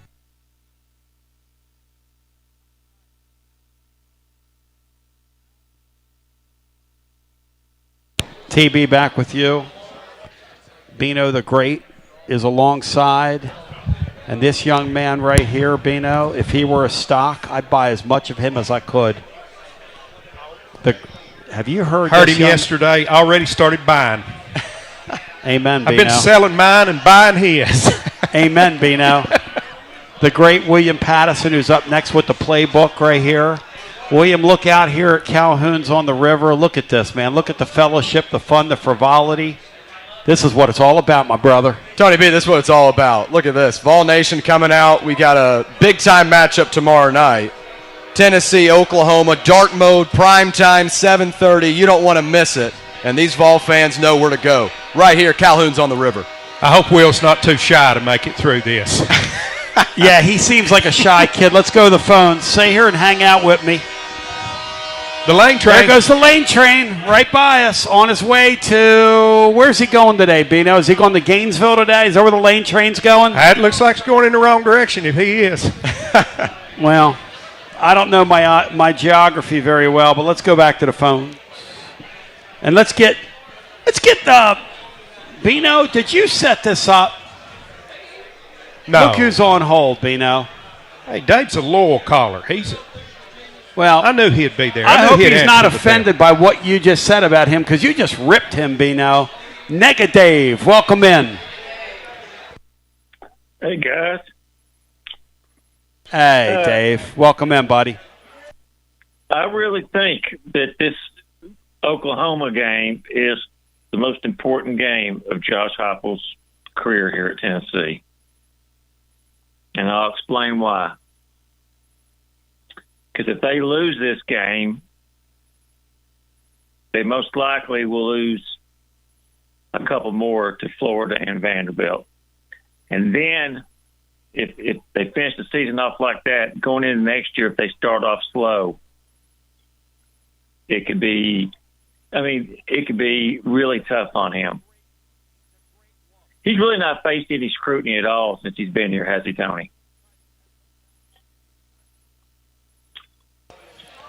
No, Dave, there's been very little scrutiny. I mean, because he's up to this point, he's earned the right to where there shouldn't be a lot of scrutiny. Dave, why do you want scrutiny on the head coach who's almost made the 14 playoff out of nowhere a couple years ago, who last year made a playoff with a guy that couldn't play quarterback at quarterback, and who this year is tracking to make a playoff? What scrutiny do you want on him, Dave? Well, no, I'm not saying anything right now. I'm saying if that were to take place, then he'd be facing some scrutiny. He'd be facing pressure that he's not faced up to this point. Let me say that. Is that true, Bino? You think if they lose tomorrow? What do you think, Bino?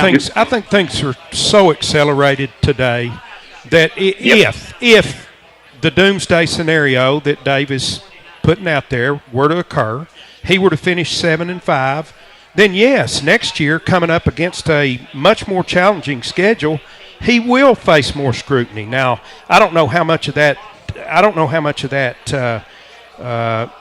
White keeps off of him. Because that's his guy. So. That's his guy. William Patterson's got a question for you, Dave. Go ahead, William. Dave, if I may, are you a fan of Josh Heupel? Oh, I was, yeah. I mean, I thought we had at the beginning at 2022, and then the South Carolina game happened. But then I kind of forgot about it. And then little things started popping up. Last year the Arkansas game, and I just started seeing little chinks in the armor that bothered me. And then the clock management and just little things. And then not doing anything. I mean, I'm not saying he can do anything this year, but this defense is embarrassing. And that's a reflection on him. And so those things bothered me. At first, though, I was on board, man. So I got to ask this crowd here. Hey, what do y'all think of Dave, the caller? Y'all want Dave? What do y'all think of Dave? Should we count him down? What do y'all think? Count it. Let me hear it. Dave, what do y'all think? 2, 1. See you, Dave. I mean, come on, Bino. It's the day before the Oklahoma game, and this guy's on here talking about catastrophe, Bino. And you love the guy. I do love the guy. Why? Do you like poison ivy? I athlete's foot? I don't agree with his doomsday thoughts, but I think he's for the same team I am. I just think he views the game differently. I'm for positive callers right now. Positive Dave, what happened to you, man? What happened to old Positive Dave? How's Tennessee going to attack this defense tomorrow, William Patterson? You've looked at the models. What are they going to do?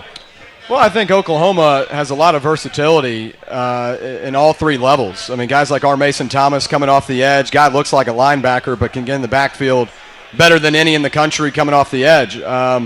Guys like Luke Heineke at linebacker, kind of that same thing where he can rush. He can also go back and pass coverage. Very versatile defense. But I think last week you watched this Oklahoma defense that's been so propped up. And, hey, they've done well. But that Ole Miss offense left points on the board. We talked about it yesterday.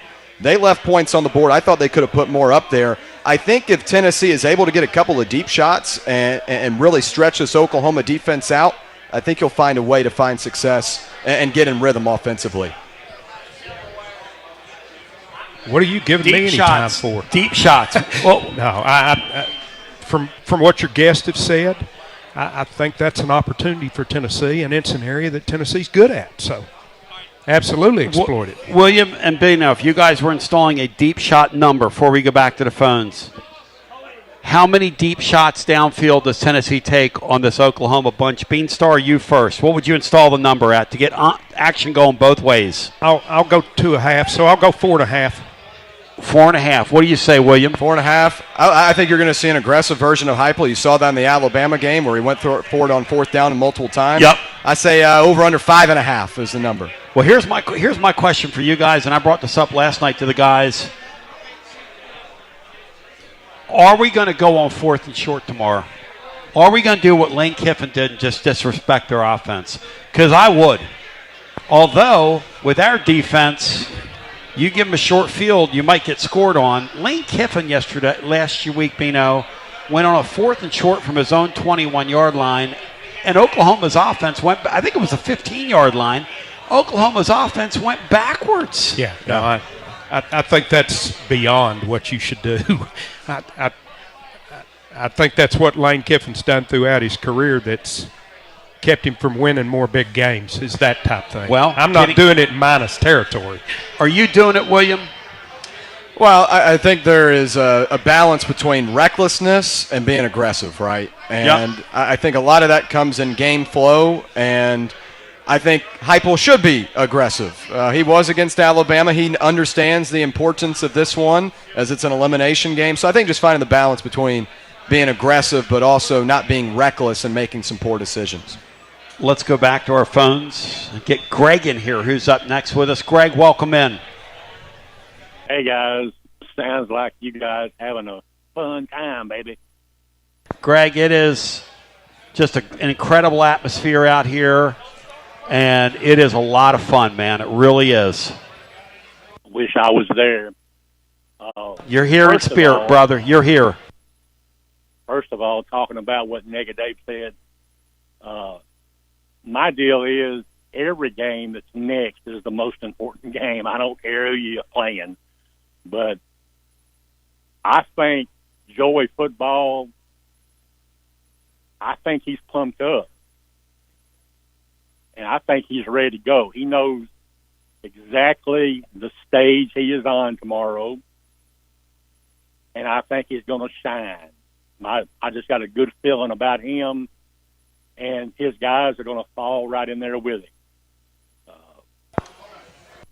I also want to say all of us YouTube TV subscribers are having a scramble today after they cut off the Disney channels. That's right. So we're all trying to figure out how we're going to watch the damn game. But anyway. I know, that's where I'm at. If anybody will have me over tomorrow, I'm a YouTube subscriber. Don't make me go to one. I'm not going to get politically incorrect in here, okay? Don't make me go to one of these Chinese streams and get a bunch of malware on one of my computers. Because that's what's going to happen with me, Bino. It's not my style.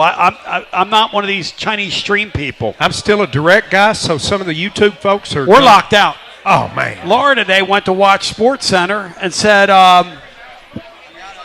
we're locked out on YouTube. I said, what good's a multi-view going to do tomorrow without the YouTube, without the ESPN stuff? Wow. Huh? Well, they're on ABC, so I'm trying to figure out if the national ABC station is streaming their network or streaming their channel. Boy, I don't know. I don't. Greg, you're asking for real information, and I'm just on here for show, man. I don't know things like that, Greg. You're asking me like real-world questions. What's going to happen with ABC? Cole might know down here. Maybe Cole knows. I think the Vols are going to continue on, guys. They know where they're at. They know exactly what they've got to do to have that chance for the playoff. And I think we'll see the first of the rest of the season just play out like we want it to. Amen to that, brother.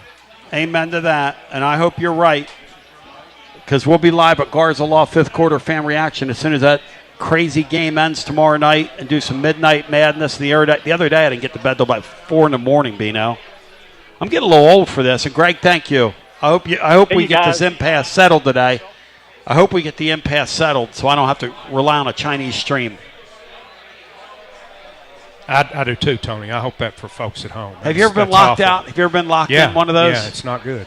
No, it's I mean, having access to, and I'm not a big like ESPN guy across the board, but I would like to watch a football game tomorrow. If you know what I'm a scream. Yeah, you couldn't get locked out of Stephen A. Smith, right? You couldn't lock me out quickly enough from Stephen A. Smith and those fake shows. Awful. Awful. That's awful programming. Yeah, it is. Horrendous. All right, let's do this. Back to our phones we go. Let's get the man, the myth, the legend in here. Yamsamania. I'm sure Titans Williams got something great for us today. Well, Tony, I'll tell you what, and I know you're going to cut me off if I said this, but I'm going with Oklahoma over Tennessee tomorrow. I'll tell you why. If they don't get the wrinkles ironed out defensively, the Volunteers is going to get their team tore down. And that's a fact with my hand up. Bino, your thoughts on Tennessee's defense tomorrow? How good do you feel about that unit in that game?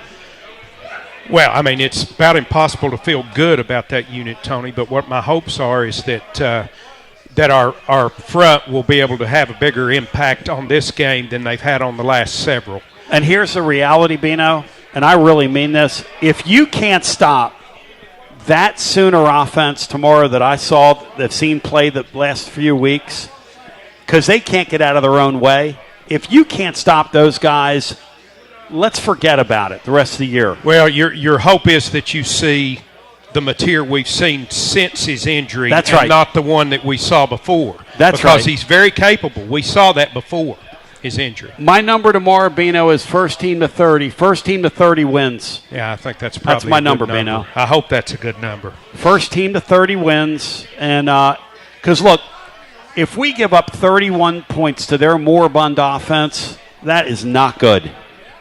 And Dale said it earlier. You know, Dale Jones is not a word mincer, but he's also not a highly critical guy. Yeah. He said Tennessee's defense needs to take something away on the football field. Yeah. That's another way of saying they're no count. Yeah. Like, do something well. I don't think they've ever faced the type of criticism and spotlight that they've been under for the past week since Kentucky. I think it ratcheted up a whole lot. Yeah. If that doesn't get their attention, yeah, we're not going to see their attention got this year. Is that deserved? Yes. Is that criticism deserved? Yes, it was. Yes. Yes. Y'all are incredible. So many people came. Oh, I love y'all. All right, let's do this. Yeah, hey, Yams, I'm not going to cut you off, buddy. I wouldn't do that to you. Let's just take a brief timeout and come back with more. Bill, you're out of here. Let's take a brief timeout, come back with more. We're live today at Calhoun's on the River. More after this.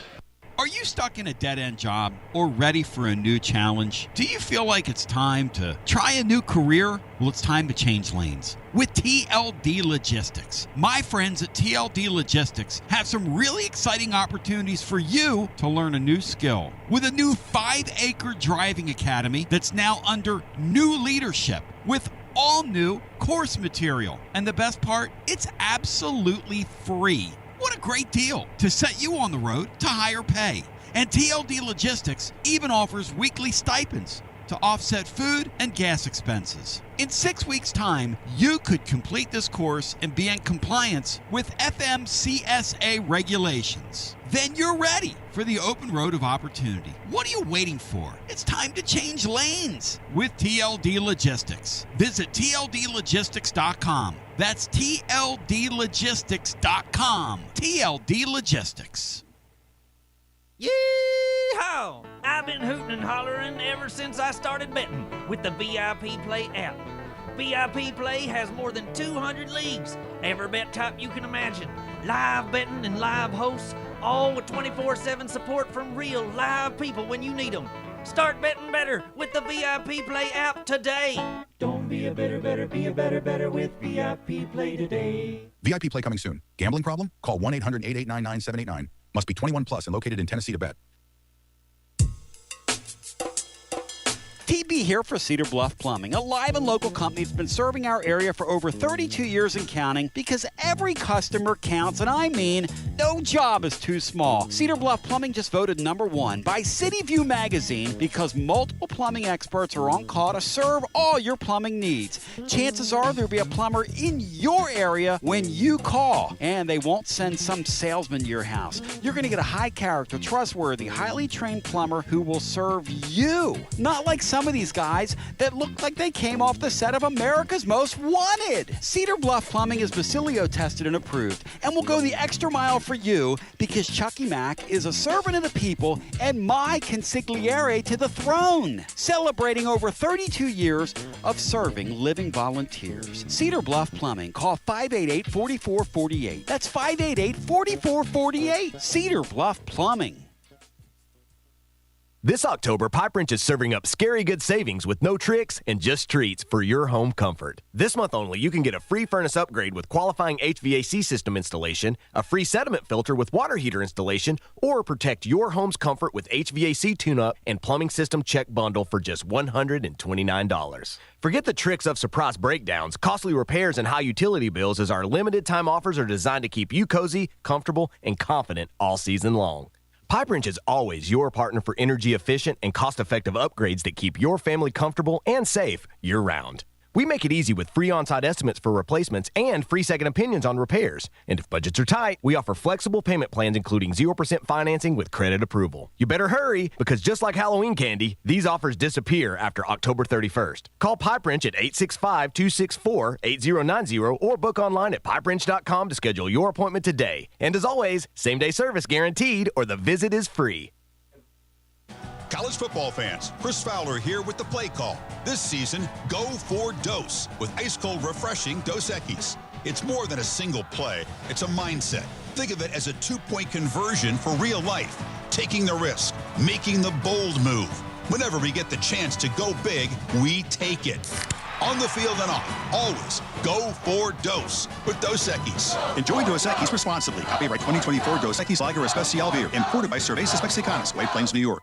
Basilio here, and you know my friends at Carnes Motor Company started with a dream over a quarter century ago. I met Rob and Brian back when I still had hair, and they were working at a huge dealership in West Knoxville. But they told me back then they wanted to sell cars on their terms, and I wanted to do radio on my terms.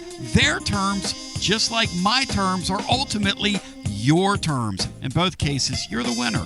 A Car Guru's National Award winner with a 5-star rating on all sites, just like our Vols. Everything about buying a car from Carnes Motor Company is no hassle. They specialize in high-quality pre-owned vehicles between the $5,000 to $25,000 range. And if you need to sell a car, they'll either buy your car or they'll help you sell it. Carnes Motor Company also has a top-notch service department. Therefore, every vehicle is rigorously inspected and serviced prior to delivery, so you're guaranteed to get a quality pre-owned vehicle every time. If you need a place for service, they've got you covered. Come be a part of the Carnes Motor Company family and tell them you heard about it from me. Online at carnesmotor.com, Oak Ridge Highway, 1 mile past the Carnes light. Carnes Motor Company.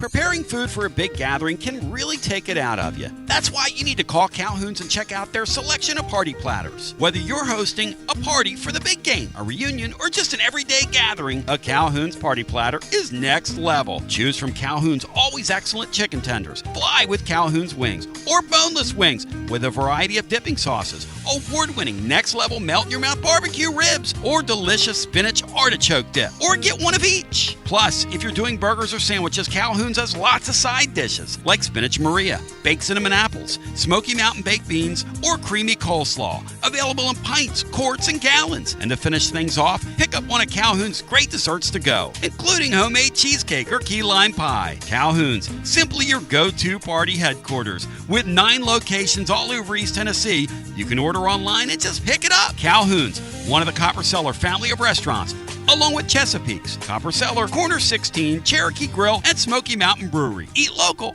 eat good. Basilio here reminding you that when you want to sell your extra tickets to the game, you don't want to give your life away online with all your personal information just because you want to sell a few extra tickets. Clark Moore at Select Ticket Service will gladly buy your extra game tickets and your extra parking passes. And the best part? Clarky Boy pays cash. 865-919-1016. 865-919-1016. Clarky Boy pays cash at Select Ticket Service. Clarky Boy pays cash. T to the B back with you, fired up, focused, and prepared. Absolutely excited for what's going to come here. This is incredible. It's the playbook with William Patterson on the way next. Bino, this place is absolutely next level. Yeah, it's been a fantastic day, Tony, as usual here. The turnout was terrific. Yep. And we got to be the warm-up band today. Warm-up band, baby. Warm-up band, and then tonight we're the closing act. After Russell Smith exits stage left, we're going to take the main stage and play some music down here till the wee small hours of the morning, or maybe 9 p.m., which is going to feel like the wee small hours of the morning to me. But I got to shout out my friends at VIP Play, and then we'll go back to our phones. My friends at VIP Play, here's the deal. This weekend I'm going to have a special pick three-pack pick, parlay. They're going to juice it up. I want you to check it out. It's available exclusively over at VIP Play. And if you have a gambling problem, 800-889-9789, 1-800-GAMBLER. And you got to be 21 and over and located in the state of Tennessee to place a bet. But, Bino, I know you play over at VIP Play. Yeah. And it's a great place to play. Absolutely. I absolutely love it. Easy to maneuver your way through the app, and just great service. Young William next to us, Bino, is getting ready to do his first ever live remote. What advice do you have for that young man, Bino? Just do what you're doing, William. I don't think you need a whole lot of advice from me. Come on, Bino, give that kid some advice. He's looking to you for words of wisdom, man. Yeah, well, he's come to the wrong place. There's another Boomer Sooner here. Let's get Lambrito. All right. In the hunt and in the mix with us. Lambrito, welcome in. Hey, Tony. Hey, Bino. How y'all doing? Hello, hey, Lambrito, welcome in, buddy. You may want to the Ramblers. You may want to get the Ramblers to work up a quick version of "In the Jailhouse Now" for this damn Ruby Whitehorn girl. I mean, what's going on with her? She's on the damn police blotter again. I mean, I don't know, but we're playing a football game tomorrow, Lambrito. Come on, don't bring. She's a one-woman crime wave. Keep her out of Lenore City. Me and Bino want to stay safe at night. Lambrito, you're out of here. All right, so talk to me here, Bino. What are we doing? What? She did get arrested at like 4 o'clock in the morning, but my dad used to tell me nothing good happened. Well, after midnight, and he told one of my. Well, I can't say it. We're in front of mixed company here. Dad had a way about him. Yeah. If you know what I mean, Bino. Oh, yeah. My dad was a third-hour guy, too. They didn't care. Like, let's put it this way. Their I don't care meter was pegging. They cared deeply. They just didn't care what you thought about what they cared about. That's correct. They weren't here to make friends. But my friends at Fan Run Radio are going to have you the rest of the day. It's going to be unbelievable out here. William Patterson's up next. This kid's unbelievable, Andy. Get out here today. Celebrate the football weekend. It is an absolutely beautiful fall day here. Little nip in the air, which I kind of like. It feels like football weather. It feels like Tennessee and Oklahoma weather. It feels like something beautiful is getting ready to happen. Happy birthday to my man Joshy Boy behind us. Beanstar on the way out. How does tomorrow play out? Tony, I'm so excited about tomorrow. I told you off the top, it's my first time seeing Oklahoma in Neyland Stadium. I wasn't here for the Jones debacle. Yep. I think this is going to be a really, really tightly contested, good football game. Yes. Against two football powers. I'm going to lean to Tennessee's defensive front being able to do just enough. And I'm going to lean to the success that Josh Heupel's had in Neyland Stadium against just about everybody not named Georgia. As an old quarterback once said, "Give me a SCO, give me a SCO, Bino." I'm going to take Tennessee 30, Oklahoma 27. I'm going to go 35-24 for the Vols. 35-24 for the Vols. And until we meet again, for all those behind the scenes, I want to thank the great Brian Hartman. Thank you, Laura, for helping us get online today. Thank you, Russell Smith, for all the work you've done this week. It's absolutely incredible. And until we meet again, I want to thank Brad over at Calhoun's and all the wonderful people here. Please make sure you tip them and take great care of them. The Playbook is on the way next, and we're out here all day long, reeling, rocking, and rolling. We love you. Peace and GBO. You're listening to FM 105.7 and AM 1340, WKGN Knoxville, and W289CU Knoxville, Fan Run Radio. Ladies and gentlemen, boys and girls, it's that time of the week. Can you believe it's week 10? Like, where has the football season gone?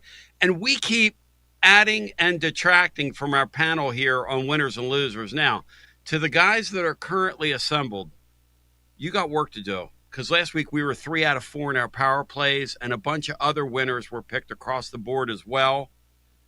Will Heflin, welcome back, brother, as I go through the panel here. Will, how you doing, brother? Good, my man. How are you? Are you recovered after the Tony Vols to Josh Elander news? Are we ready to lock in here? Yeah, we're dialed in. All right. We got a newcomer. His name is William Patterson. He hosts the Playbook over at Fan Run Radio. I'm an admirer of this young man's work. He's from the University of Tennessee School of Broadcasting. He's got some talent right now, because as we air on the app Friday afternoon at Calhoun's on the River, he's currently doing his show. William, tell us about your show before we do anything else. You're in 2 places at once, man. How'd you do that? Hey, well, that's the life of a broadcaster. You gotta pick up the phone when they call, and really excited to be out at Calhoun's on Friday. It might be today, I guess, when it's going live. But on the Playbook, we talk all Tennessee, and one thing I really like doing is breaking down the wagers and finding our best bets. College football is my thing, so I've had 2 straight years of being plus 12 units a season. We're on track to do that again this year, so hopefully I can provide some winners this week. Go! Nashville Lee, talk to me, brother. What's your level of fired upness heading into this weekend? Man, I mean, it's, trying to keep it even keel, never too high, never too low, man. We had a really good week last week, but in this business, nobody really cares about last week. It's all about what the next bet is. So. Yep. It's what's in that what's in that windshield. Brian Hartman, I knew last week on here. I knew it. I told you in real time, man, you were having a great week, and you knocked it out of the park, brother. Well, it's probably time to fade me then if I did so well last week. I have been getting a little bit had a mid-season, I guess not a slump, but I had a beginning of the season slump, then a mid-season, I guess, a boost. So I guess we're hopefully going to avoid an end-of-season fade. I can't believe 2 out of the 3 college football months are gone. Just like that. Yeah, it's just like that. And so much interesting football in front of us, so much great stuff.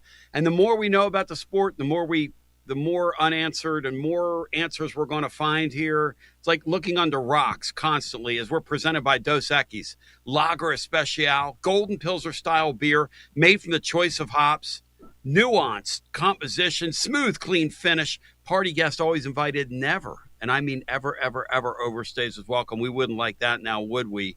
And there is a Dos Equis lager for you. And I'll tell you more about that as we go along. Only 131 calories per serving, and only very, very light on the carbs as well. So Will can keep his girlish figure. All right, who wants to throw? I'll tell you what, William. Here's what we do. We're going to pick 3 games from the colleges. We're going to pick 1 from the pros, and then our panel, we're going to discuss it out. We're going to find the power plays that we're going to stake our reputation on. Last week, we actually played 4. We went for Dos, and we actually had 4 plays. We went 3-1 in our 4 plays last week. And William Patterson, you of the Playbook over on Fan Run Radio, throw out the first pitch, my friend. Well, there's a couple I'm looking at, and one of them happens to be in our hometown, but I'll save that. I'll save that one for someone else to hit on. I look at Utah and Cincinnati. I like the Utes at home in this one. Now, this line has moved a little bit throughout the week. We saw it at 8.5 on Tuesday. This is now jumped up to 10 because Cincinnati's running back Pryor is going to be out for this one. And this is a criteria, a system play for me that I do each week, a rank versus rank matchup where the home team is a favorite of 3 points or more during the regular season. And really right now in October, when the rankings are a little bit more legitimate than they are in the first part of the season, this is really where we make our money. So I like the Utes here at the -10 or 9.5, whatever the best number you can get is. And Devin Dampier is going to be a full go in this one. He was questionable earlier in the week, but he's going to be able to go for this one. Utah needs a big-time win. This will be a good one at home. Kyle Whittingham and company get it done. -10, my pay. Anybody, panel? Anybody have that game one way or the other? And any thoughts on the play? Yeah, I got to question how good Cincinnati really is. I've liked them at home in the last few weeks, but they're going on the road, and I think that's going to be a difficult place for them to go and compete. So I think I would go with Utah or pass. You know, and William, the thing about Cincinnati is they've had kind of a charmed year. Quarterbacks played really well. You know, they didn't play well early in the year with Nebraska, but they've been beating on some people. Utah, to me, looks like they're starting to catch their stride, too, which is another thing that it feels like it's a good play for you this week. Yeah, Utah is one of those teams that have kind of frustrated me in some of these big spots, I will say. I had Utah 2 weeks ago, 3.5 at BYU. I'm just a sucker for fading BYU. I think they're very overrated, but they've gotten me twice in back-to-back weeks. But, I mean, last week they put up 53 on Colorado. Colorado is not a great team by any means, but when Utah lays it on you, they lay it on. And in the last 2 out of the last 3 games, they put up over 42 points. So I just like the home spot here, and Cincinnati likes to balance that attack with Swordsby. With Pryor being out of this one, I think Utah gets it done. Moving along, we go from one William to another. William Heflin on the mound, my friend. Throw out the first pitch. Yeah, William, you didn't have to bring up that Iowa State game last week. That one was tough to swallow. I was buddy there as well. In a sea of bad beats, brother. Four turnovers, and I think 3 of them were in the second half. One of them goes off the gunner's foot. The expected success rate per play, whatever metric it's called, BYU had the worst of all the teams that won last week. Anyways, moving right along, same actual spot as William, just a different reason. I don't necessarily call this a system play, but I'm going to fade Vanderbilt going down to Texas. Texas, this is scary, but they're laying 3 at home in a ranked matchup against Vanderbilt. I actually kind of like the fact that it's going to be a backup quarterback. And here's why. This isn't any sort of handicap, Tony, but this is just something that's happened to me. And sometimes the juju is what the juju is. I had a run a couple years ago where if I faded a backup quarterback, even a third string, it was like 6 in a row where they just played out of their mind and crushed me. Ever since then, if I bet on a backup quarterback, last week the Ravens, if I bet on a backup quarterback, it's been great. I don't know why. There's no rhyme or reason to it. But the kid made a nice throw in the end zone in overtime last week to help Texas survive. He's a 5th year, played a lot of football. I believe he was at Troy last year. So if Manning is out with a concussion, which I think he probably is, this is a tough spot for Vanderbilt to go into. I mean, it really is. I do like Vanderbilt as an underdog. I don't think 3 is enough in this one. I think Texas gets it done, able to kind of keep their playoff hopes alive a little bit.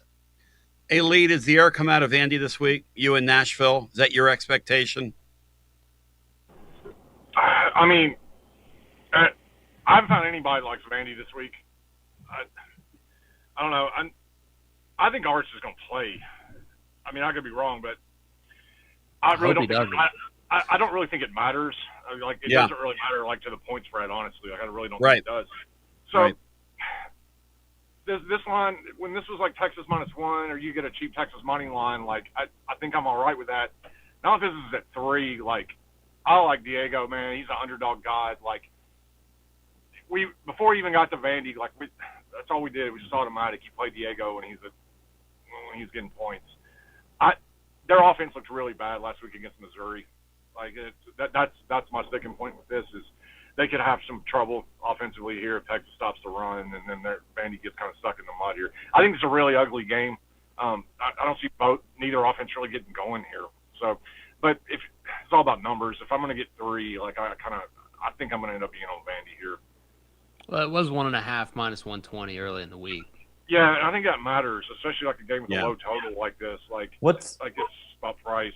If it ends up like the Oklahoma game, though, I could see it playing out that way. What is the total in this game? It got bet up today. Like some 47. people really like the over in that. Yeah, it went up from 45 to 47 today. So I don't get that either. I think this is ugly. Because Texas gave up a lot last week. That's probably why. Texas defense has been slipping the last couple of weeks. They've been giving up some points of yards. I mean, I do think the spot is Texas here. Like I get why people like them. I'm just not really in the business of Diego getting points. They also haven't been at home in over a month. So. Hey, guys, I'll tell you this. You go to Texas and win, all of a sudden you're in the middle of that Heisman Trophy race. That's the truth, William Patterson, isn't it? I mean, it's a big opportunity for this kid here. Big opportunity. Yeah, look, Pavia, I love Pavia. Now, I know saying that in Knoxville isn't a fan favorite, but, man, this kid's a dog. That's my guy. I love him too, man. And I couldn't stand him at New Mexico State and can't stand him now. He banged me because he got blown out against UMass. So I've always hated him. I think the biggest difference between last year and this year for Pavia is like last year he was a little bit of a circus puppet. Like he was fun to watch, but he was not very efficient. This year, a couple of plays he's made on crucial possessions like 3rd down, 4th down. In that LSU game, he was really, really impressive. So I think people need to respect this Vanderbilt team and need to respect Pavia. But I'm going to be with Will here. I like Texas too in this spot because, as you mentioned, Tony B., I mean, Vanderbilt going on the road to Texas. If you said that at the beginning of the season, I mean, that was a no-can-do. And I know this line has dropped because Vanderbilt's better and Texas has underwhelmed a little bit, but this defense for the Longhorns still have the guys. Colin Simmons off the edge, Anthony Hill Jr. at linebacker. Michael Taft is questionable for this one, but I think this defense has too much speed and might just overwhelm Pavia on the road. And I'm going to go against Will. I'd rather have Manning play. I'm not a Caldwell guy. He's kind of been all over the place. Jacksonville State, Gardner-Webb, Troy last year. I'm not a fan of him, but I would be a little bit more confident if Manning played. But I'm really doing this just because of the home field advantage, the defense, and I don't know if Vanderbilt's at that level yet. And to Lee's point, what a weird year it's been in college football when you can actually say into an open microphone that it doesn't matter whether or not Manning plays. I mean, you can almost have that take. It's been such a negligible offense with him on the field. It's just, all right, Lee, give me your next play, and then we're coming around to Brian Hartman, who's going to go for Dose as we snake it back with you, Brian. Go ahead, Lee. Yeah, since this is Friday night, I'll get this one out first, but it's Memphis is going on the road to Rice. I'm taking the 14 here with Rice. I mean, this is just like, I guess this is sort of like a 98 handicap, like situational stuff. But Memphis is coming off the win against South Florida. This is a short week, traveling on the road against a really unique system that Scott Abel runs with Rice. I mean, it's Service Academy. This is a Service Academy handicap. They're going to limit possessions in the game. Like they're going to grind the clock down and force Memphis to execute and be efficient. So Rice hasn't been very good. They've been struggling really to find a quarterback injuries too. But yeah, the spot here is terrible for Memphis on a short week on the road, and the style, like I said, you got a short week to get ready for the most unique scheme you're going to face all year long. So 14 points, it's like I said, it's a Service Academy play whenever you're catching double digits with like Army or something like that. It's the same thing here. So, and the spot's great for Rice. So yeah, I like this play a lot. I like Rice catching 14. And that's a tough thing, guys, about those oddball leagues is they have to deal with these quick turnarounds in a game full of emotion. And now, do you think Rice is a live dog, Lee, or not enough team there to be a live dog? Just play the number. Probably not. I mean, I could see this being like 31, like 21, something like that. Yeah. And Memphis probably finds a way to win it. They're probably a little bit too much, but 14, I think 14's too many here for the way that Rice is going to play this. C has that game as well. C, who's in absentia tonight, but sends his regards nonetheless. So we'll have a much quicker show. That is one wordy prognosticator. Does anybody else have anything to add about that game? Will Heflin, am I losing you over there? Heflin, look like I'm losing you, man. What do you mean you losing me? Like you're getting ready to like nod off. It's like me at like 2 o'clock in the morning on the Garza Law fifth quarter fan reaction. Hey, Brian Hartman. Brian Hartman, jump in here. Play number 1. Now remember, Bri, we're going for Dos, presented by our friends at Dos Equis since 1887. I want to stay in one of the largest cities in Texas, and I'm going to go with the Houston Cougars as they are minus 13.5 against West Virginia. Houston is probably one of the quietest 7-1 records in college football. Their only loss was to Texas Tech, which they got hammered in that game. They kind of have some suspect wins. They had to rally from way behind to beat Oregon State. They were lucky in Oregon State, I think, 1-7. But they're at home playing West Virginia, who beat Pittsburgh, upset them, and then that was pretty much it for their season. They haven't won since, and they haven't really come close in a lot of games since. So anything that's less than 2 touchdowns, I have to be all over it. So I'm going to go with Houston minus 13.5 over West Virginia. I think they get that, and I think it might be easy.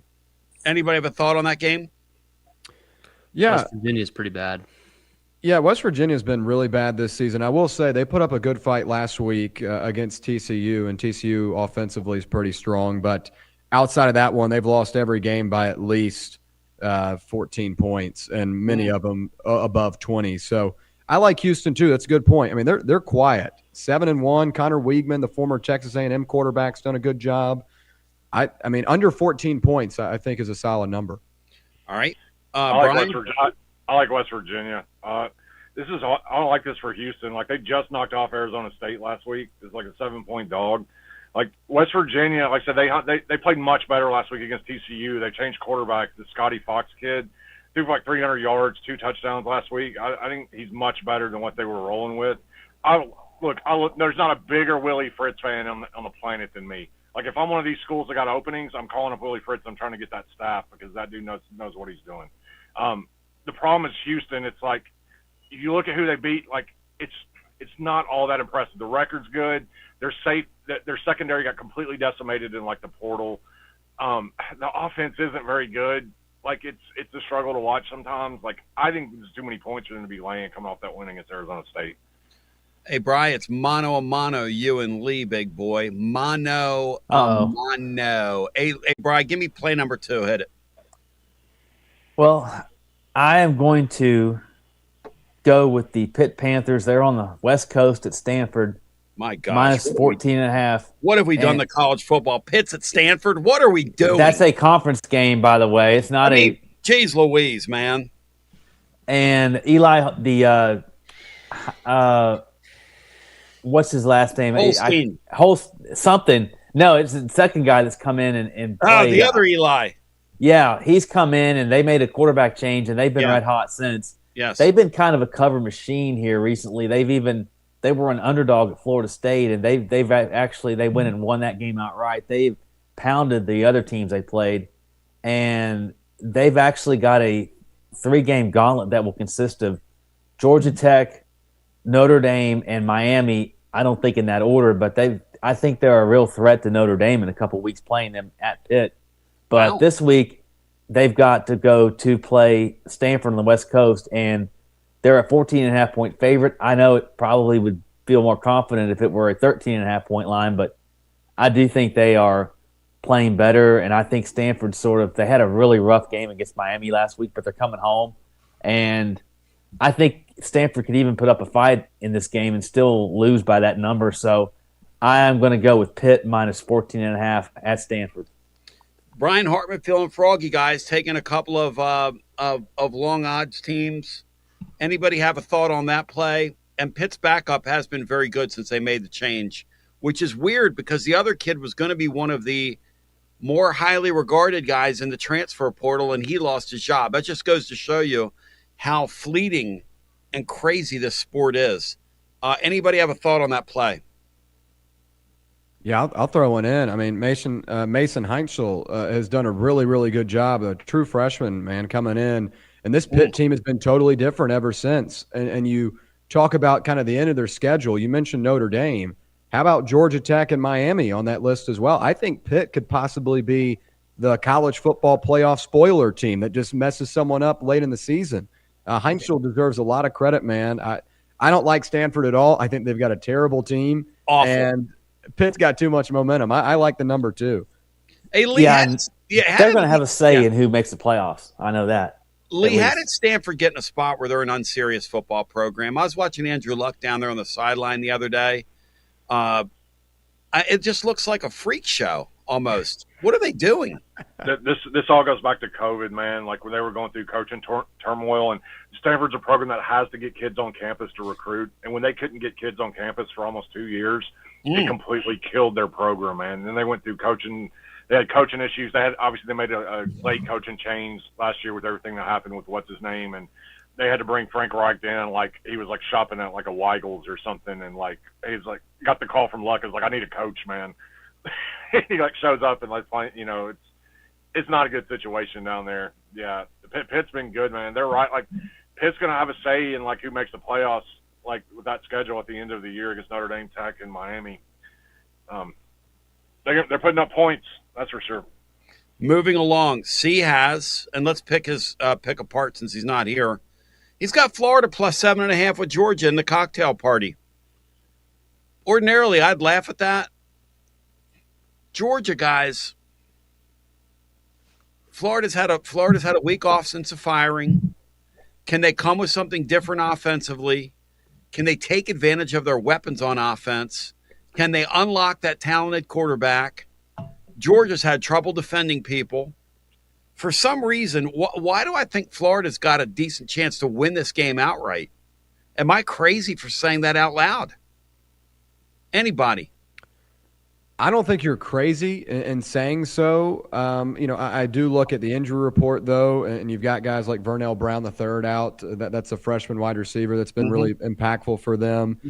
Caleb Banks on the defensive line. But for the most part, this is still a pretty healthy team. Dallas Wilson's going to play in this one for the Gators, too. My only thing is this, the number. The 7.5 to me seems like a trick. And saying, here, we're giving you Florida on a neutral site field with a hook.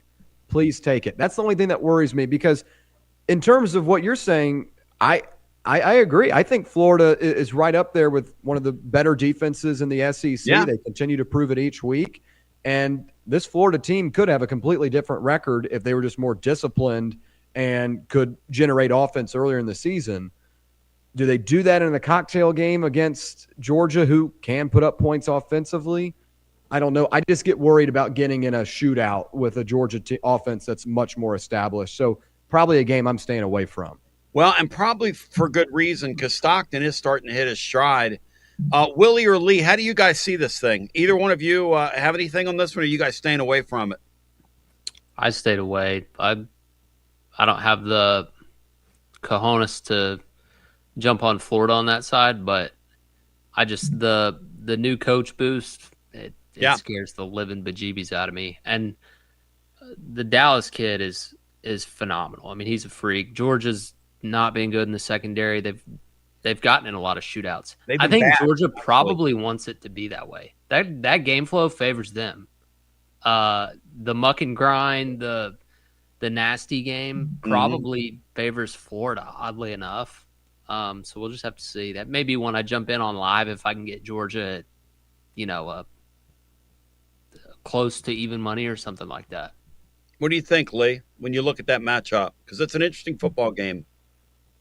So I don't really buy the new coach boost thing, like with Florida. Like they had won like 2 or 3 before they got rid of Napier. Like they actually had won a couple of games. It wasn't like they were like losing every game by like 20 points or something. So I'm not really sure. I think a lot of the players actually like Napier. I'm not really sure how that dynamic's going to work. I trust Kirby coming off the bye more than I do whoever this interim is for Florida. I know that. The biggest thing for me here is the number. Like I don't get why this is 7.5. I've got this at 11.5. I checked some other power ratings, and it's all like 10.5, 11, and I'm not really sure why this is sitting at 7.5. To me, this is Georgia. Like, I can't get behind Florida here at this number at 7. The over is what I like more than anything. Like, it's sitting at 50.5. Georgia's been an over team. To me, that's the way I would play it. I would play it over. You know, that's interesting. That sounds like a low number when you consider how bad Georgia's been on defense, and Georgia's lived on borrowed time. I mean, for them to still be in solid playoff, they're basically locked in a playoff spot is almost reprehensible. A couple of their opponents just let them up. But let's move along. William Patterson, he of the playbook, pick number 2, my friend. Let me hear your dose. All right, if I may, I'm going to go right here in the backyard. Let's do it. Neyland Stadium, Tennessee and Oklahoma. This is another ranked versus ranked matchup. As we're on the air right now, this line has just dropped a ½ point. It's gone back to 2.5. It was at 3, but I'm still willing to put the money down on the Volunteers at the 2.5 or the 3. Look, I think this Oklahoma team right now is really reeling offensively, and you've seen that the last 3 weeks. Their defense, I still think, is a really, really good unit, one of the best in the country. But last week in their own building, Ole Miss was able to get pretty aggressive and honestly left points on the board. There were a couple of moments where Kiffin had some bad coaching decisions and left points on the board. They had to settle for 3 instead of 7. I think Tennessee's offense is in a really, really good spot here. I know this is a good Oklahoma defense, but in their own building, the better offensive unit by far. I think Tennessee, if they're able to play their pace and put up the amount of points that they usually do, I don't think Oklahoma's going to have enough offense to keep up with this. And I know Tennessee's defense has plenty of question marks. We talk about it every day. But Mateer just does not look like the same player. 304 yards a game before the injury, just 190 post-injury. Atrocious now. Yeah, I feel sorry for him. What are they? I do too. Was he out? Why would you stick him out there? Why would you continue to put that kid out there? How much must you hate your backup quarterback to put him out there? That's the thing too. Like, Hawkins isn't bad. Right.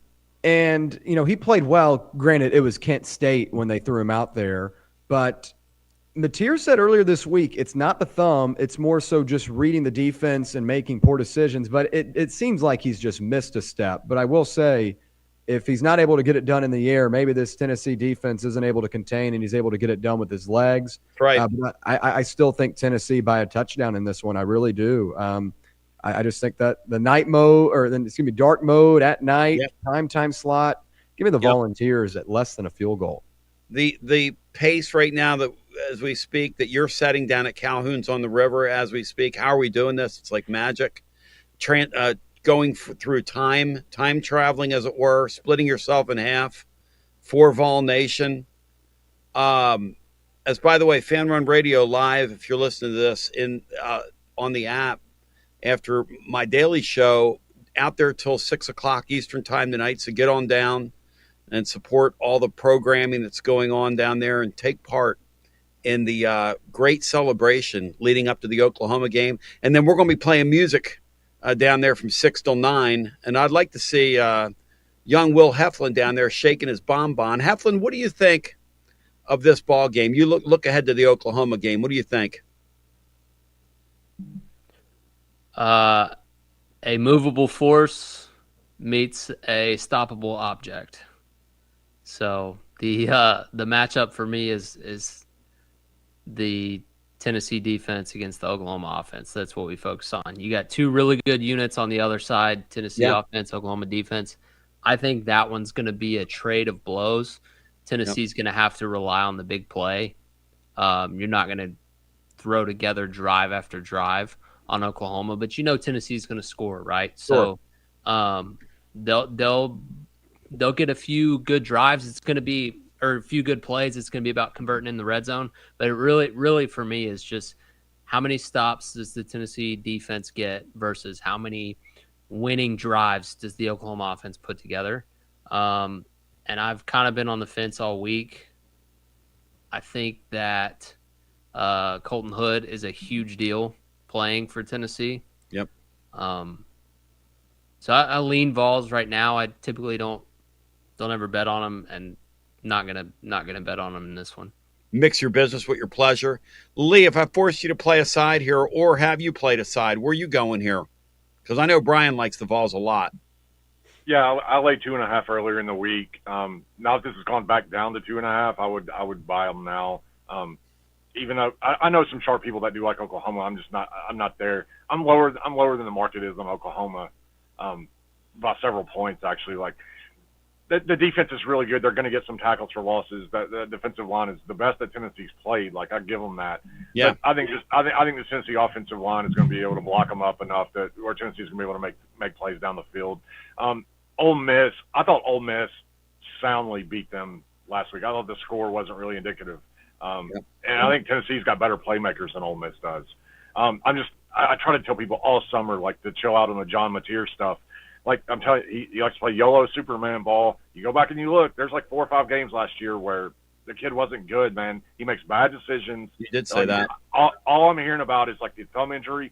I think that the thumb stuff is an excuse. Like, the kid never made good decisions. Thumb surgery is pretty tough to throw. The decision to throw the ball in the interception before halftime against Texas, that wasn't his thumb. That was an awful decision. Like, and this is what he did against, like, all at the end of last year. They lost 3 games to close the year out against teams like New Mexico and Wyoming. Yeah. Only threw for like 150 yards and like no touchdown. Hey, to your point, Lee, you'd have to look long and hard to see a worse decision at the end of the game than what he made. Trying to throw, he might have had a 10% chance of completing a pass downfield in that spot against Ole Miss last week that he woefully overthrew. Instead of just taking the tight end that was wide open out in the flat, a veteran quarterback in this league cannot make that play. You're not going to win football games making losing plays like that. You're just not. I think he struggles to make plays within the structures of offenses. Yeah. It's all like one-on-one stuff. Like, and I don't think you're going on the road in this environment and you're winning a game playing like that. Right. Like, and I'm not saying the thumb injury is a total non-factor. That's all I hear about when people talk about it. When the truth is, half the games he's played the last 2 years, he's made awful decisions in all kinds of games. Yeah. And I respect the kid. I think he plays tough. He's fun to watch, but this isn't. I don't think you're walking into Neyland on a Saturday night and you're going to win a game playing like this. That offensive line in front of him is horrific. Like, I think they're in his face all night. This is the one game I really like for Tennessee from the start of the year, and I think it's set up really good for him here. So I think 2.5 is a good number on Tennessee. I'll tell you one thing, guys. Tennessee loses this game, and they give up more than 31 points. They might have the worst defense I've ever seen in my life here. And I saw asking for this guy to walk in here and look like a Heisman. That's exactly right. Let's move on. Now that is the one thing when being around here as long as I've been here and seeing some of the stuff I've seen. And Lee, you have to admit that table is set for that kid to come in here and run around on us. Trust there me. is I don't no trust our doubt defense. that's true. There's no because our defense sucks out loud. Yeah, I don't trust his defense at all. No. Like, don't get me wrong. Like, I do think they're going to be able to put points up on the board. I just don't think they can keep up. I don't think they got the offense to do it. Like, he's like I said, too many mistakes. As opportunistic as this Tennessee defense has been, I think they can pick him off a couple of times. And I think this is a good number on Tennessee at 2.5. And Bronny, I know you love the Vols, so we'll move along. As Bronny picked them today over at tclub.team. William Heflin, your second play. Go for Dose, my friends. Presented by our friends at Dos Equis.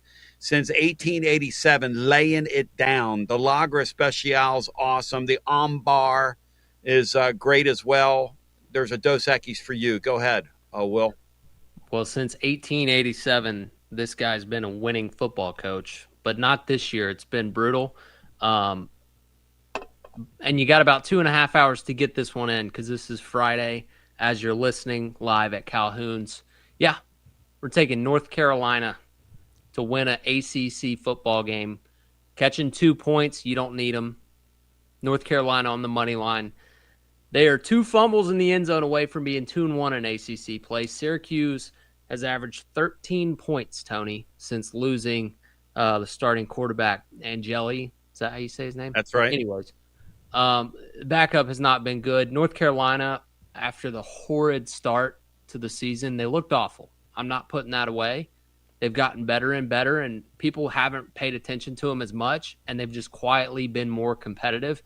They get the lefty Lopez back, Gio. He ain't been playing bad, Tony. Leave the points at home, North Carolina money line. I love that pick, guys. You talk about a team that's playing really well right now. Now, the numbers, the record's not showing it. William, that flies in the face of your model. You're not touching that game, are you, William? Not on my card. But it is interesting, right? Because they're playing better. But I will say, I watched Virginia, North Carolina last week, and as Will is saying, I mean, North Carolina was a 2-point conversion away from winning that one outright and beating a top 25 team. But honestly, I like this play even more because I don't like Syracuse with Ricky Collins. Ricky Collins is not a good quarterback. They really are missing Steve Angeli, who obviously we saw at week 1. But, I mean, he's a solid quarterback. Ricky Collins is not. And I'd honestly take Syracuse or go against Syracuse just because Ricky Collins is playing at quarterback. I like North Carolina too. Yeah, he kind of blows. Nashville Lee, give me your second play to go at Rice plus 14 with Memphis. I'm going to go let's see, I've got Texas Tech going on the road to Kansas State. I'm on Kansas State here, plus the 7.5.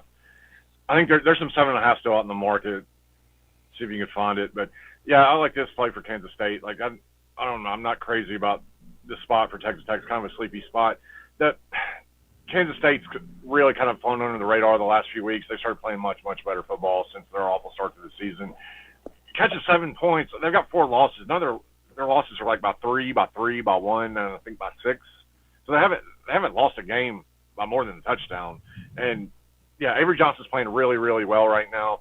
The quarterback situation with Texas Tech, like, Baron Morton's going to play this week, but you go back 3 years, man, this kid comes in and out of games more than anybody I can remember. Like, he might play a drive, then he gets hurt. He's been hurt already this year. His backup, Will Hammond, who's actually a really good backup, he's out. Like, so if Morton gets hurt, they're kind of screwed here. So, yeah, this is going to be a good game. Like, I think Kansas State's very, very live in here. I got some Kansas State money line, too. Anybody else have this game on their radar or on their card? All right, let's move along. Brian Hartman, your third play from the colleges, my friend. The colleges. I'm going to go with an underdog, and this is a team I've kind of ridden here recently, but Wake Forest is catching 9.5 in Tallahassee against Florida State, who's won one ACC game since in 2 years, and they're 0-4 in the ACC, and they're favored by nearly 10 points. Wake quietly has put together a pretty decent season. They are a 2-loss team, and their defense has not allowed more than 29 points all year, and that might be what it takes for Florida State to get that number.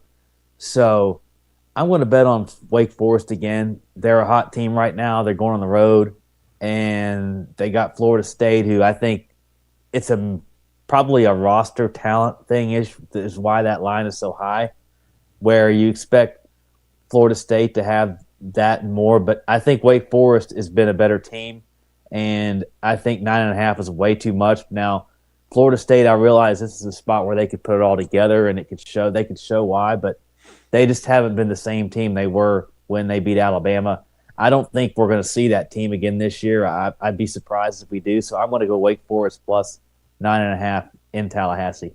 Florida State's effort on the left coast last time they were on a football field was a total embarrassment. No offense to them. And so somebody explained to me how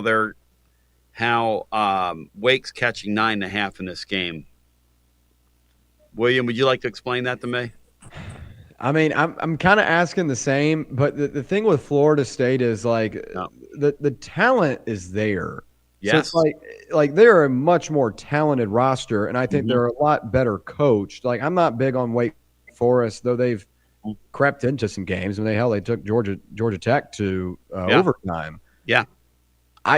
Florida State was on my no bet list after the mollywhopping they took to Miami.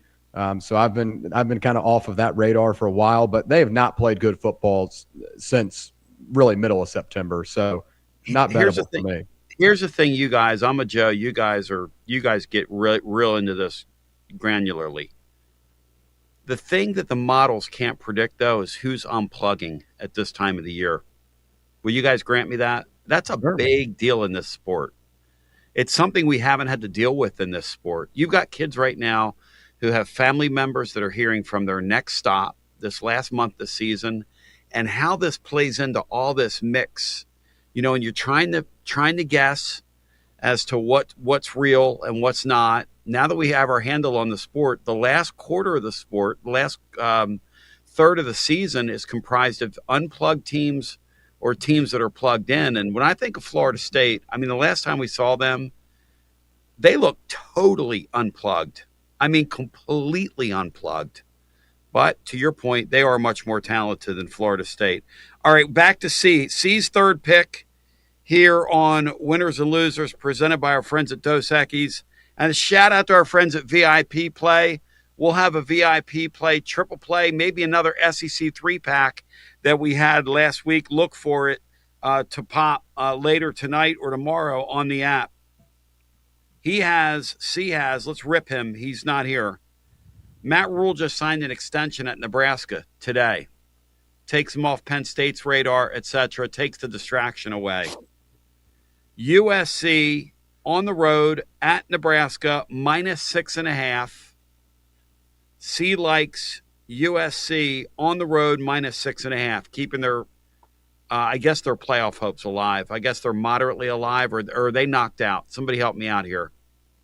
Well, I mean, they've got losses to Illinois and Notre Dame and Michigan. No, they beat Michigan. They beat Michigan. Yeah, they got to win them all. Yeah, they got to win them all from here, which I don't think they're going to. Loser of this game is these teams are on the periphery, but on a very much outer periphery. The loser is totally off of it.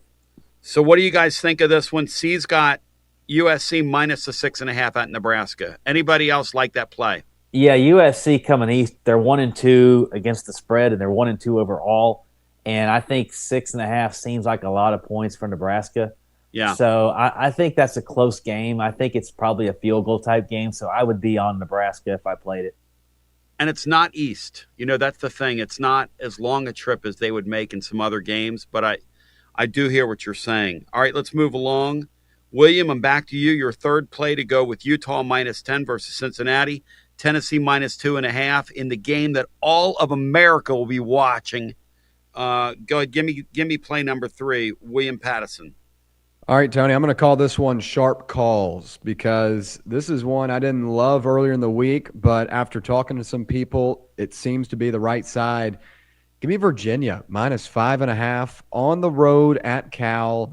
I didn't love it because I want to give respect to the Golden Bears as Virginia's got to travel across the country for this one.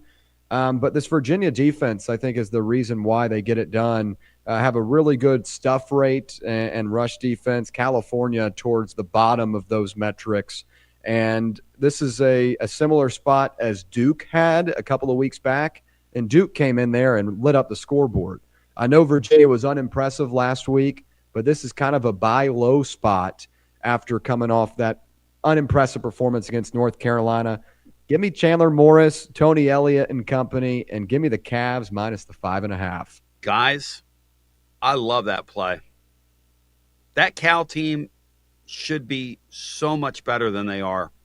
With that young quarterback, they got thrown all over the field against Virginia Tech when they had a 2-score lead on Friday night and cost me money, and it pissed me off. That game pissed me off. Anybody have that play? Anybody have a thought on that game? Some left coast ACC football. We've had a couple people jump in there on a couple left coast games. Can't stand that University of Cal. So anytime we fade them, I'm all for it. What's the backstory here, Will? I've never bet on or against them and won the bet. So they just that university is cursed to me. Doesn't matter. Basketball, football, baseball. Wow. Can't stand them. Do tell. We're gonna. I have the gift of dragging things out of people. Maybe one day we'll download you on here for giggles.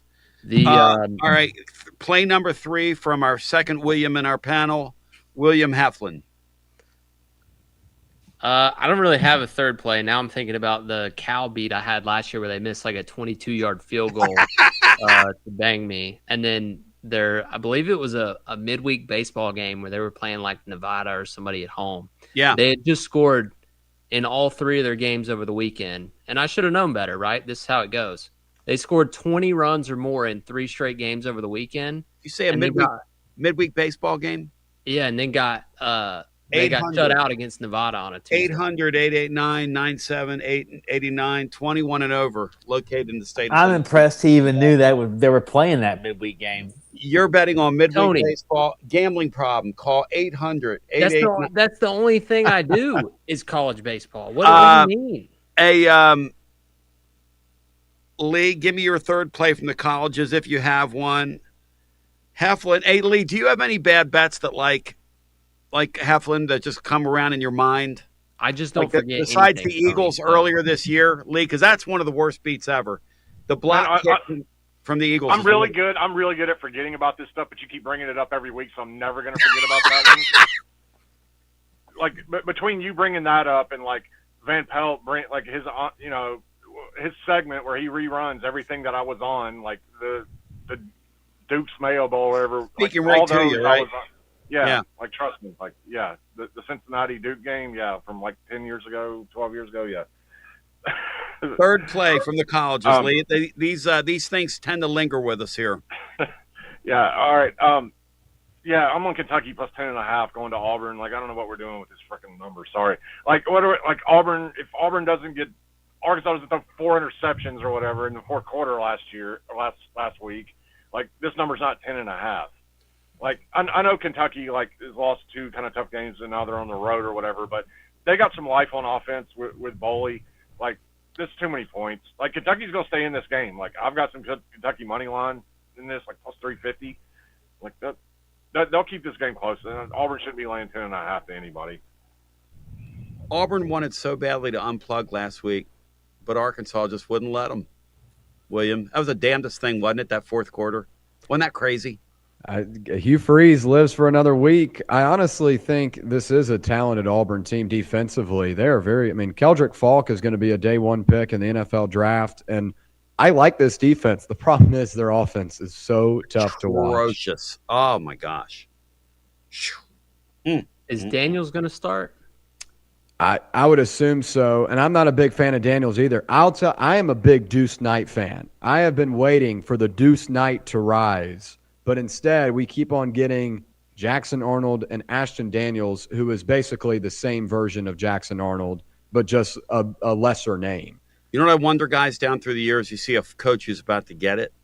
I think he's holding Deuce Knight as a card and doesn't want to play him. I've seen these guys do that. You can go to the boosters and say, hey, wait till you see this guy. I think Napier was in that same spot last year. Because they started Mertz to begin the year, and they did this stupid, 2 possessions, 1 possession, right. And then he bought himself some time because he didn't have a choice, and Lagway looked the part. Mm-hmm. But I don't think he originally wanted him to play just so he could say, "Hey, hold the card. Give me this guy's a 5-star, right? You got to give me a chance." I feel like Hugh Freeze might be doing the same thing. I'm on the same wavelength there. So here are our plays in the colleges. Well, let's not do that. Let's go to the NFL. Brian Hartman, why don't you kick us up the ranks from the NFL? Give me your play in the NFL, and if you guys got to quit hating on my Eagles in here.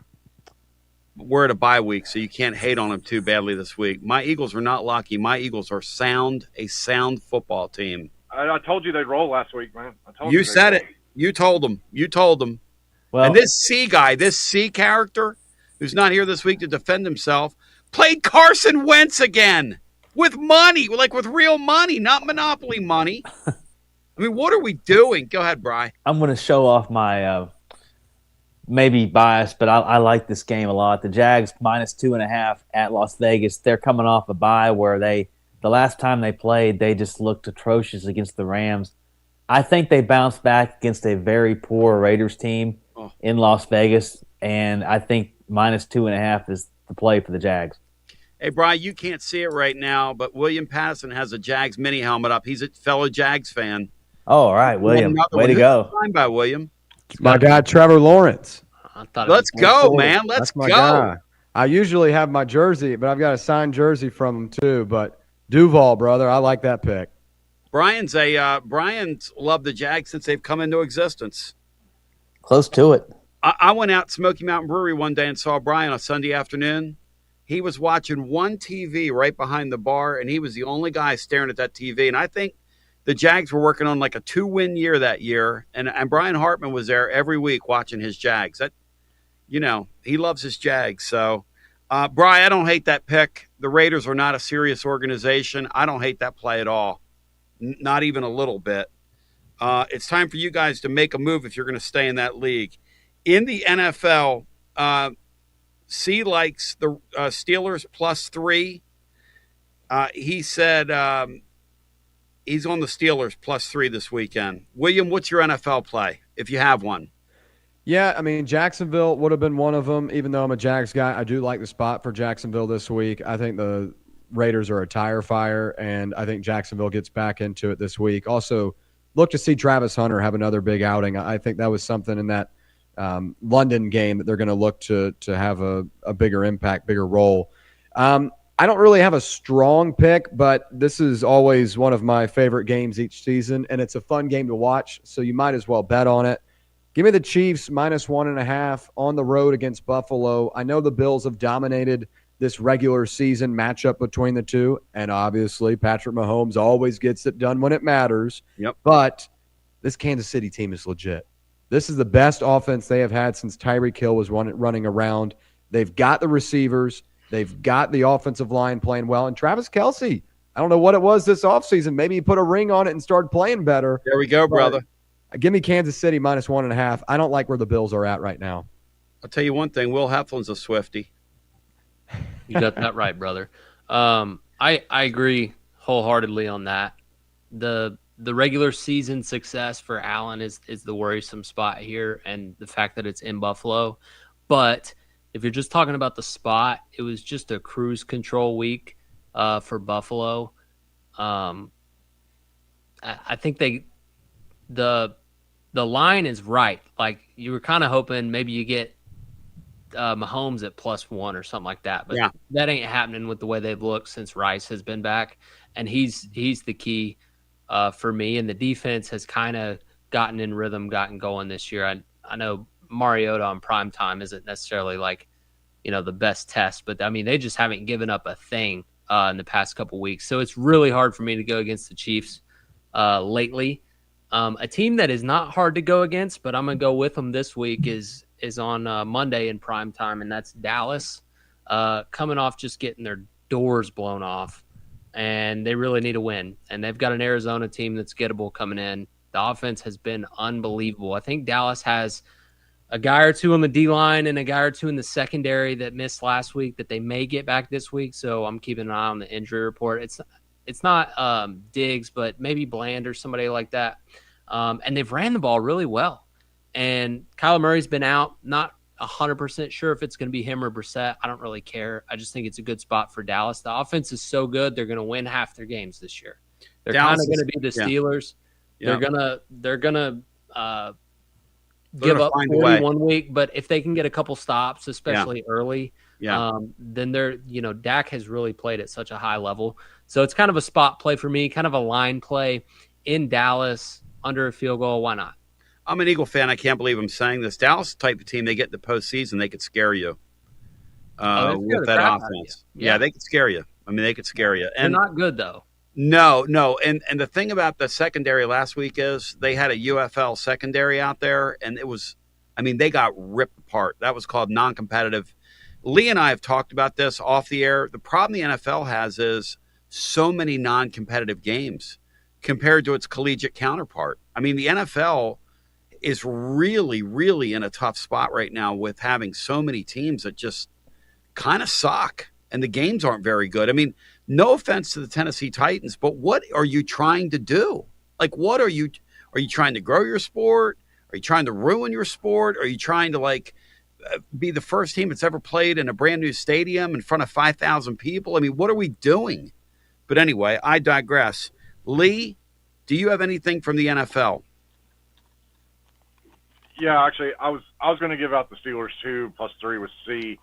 And instead, I'm just going to give out, because I play these both, Steelers +3, and I also like the over in that game with the Colts. I think it's 50.5. Yeah. I still don't think the market's caught up with how good this Colts offense. It's like a historically good Colts offense. You go back 20 years, this team ranks first in tons of categories. They never punt. They never punt. Steichen's got this offense absolutely rolling. They're explosive play rates through the roof, and Pittsburgh, the Steelers got the worst explosive play rate defense in the league. They give it out like candy. So, and on the other side, the Steelers are going to be able to score. This Colts defense still has a lot of holes. They're dealing with some injuries. The Steelers are going to be able to score some too. So, I don't think the market's caught up quite how good this Colts offense really is. So I like the over 50.5 there in that game too. All right, guys, here are the plays, and then I'm going to let Willie tell you about my friends over at VIP Play. Florida's +7 with Georgia. These are C's plays. C joining us in spirit tonight. Florida +7 with Georgia in the cocktail party. USC -6.5 at Nebraska. Rice +14, a game that Lee likes as well. And the Steelers +3, a game that Lee likes as well. William Patterson of the playbook with William Patterson of the Bow Thy Head When You Say Thy Name, future radio Hall of Famer, likes Utah -10 with Cincinnati. Tennessee -2.5 tomorrow night in the house that the General built right on the Tennessee River. Virginia -5.5 at Cal. The Jags -2.5 out in Las Vegas against the Raiders. William Heflin has Texas -3 versus Vanderbilt. North Carolina +2 with Syracuse. Lee has Rice +14 with Memphis. K-State +7.5 with with Texas Tech. And don't laugh, Kentucky +10.5 at Auburn. Brian Hartman, who's been red hot, for those of you keeping score at home. Houston -13.5 with West Virginia. Pitt -14.5 at Stanford. Wake +9.5 at Florida State. And his Jacksonville Jaguars -2.5 on the road in Las Vegas. And Lee has the Colts Steelers +50.5, by the way. All right, guys, let's go for 3 picks here as we go for Trace. But before we do that, I'm going to have a 3-pack play out of the SEC because there's some great SEC stuff this weekend. Will Heflin, tell me about it over at VIP Play. What we have swinging this weekend? Well, we got a sweepstakes going on that started yesterday on Thursday. The last 2 winners have been from Knoxville. Been some cool guys. Got $500 in bonus bets, both of them. So this weekend's sweepstakes, the winner can choose to go any NFL game for the Titans in November, or any NFL game up to, I forget what it was in ticket value. You can just take it like to cover up to whatever your expenses are travel wise, or you can go to the Titans if you want to watch that, or you can take $500 in bonus bets. So pretty neat deal. The guys have been excited for that. But we'll have your triple play up.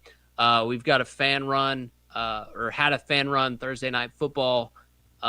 Same gamer that we boosted up last night. Let's go. So we'll have you can create your own and get your profit boost this weekend as well, per usual. I think we're doing a UFC boost as well.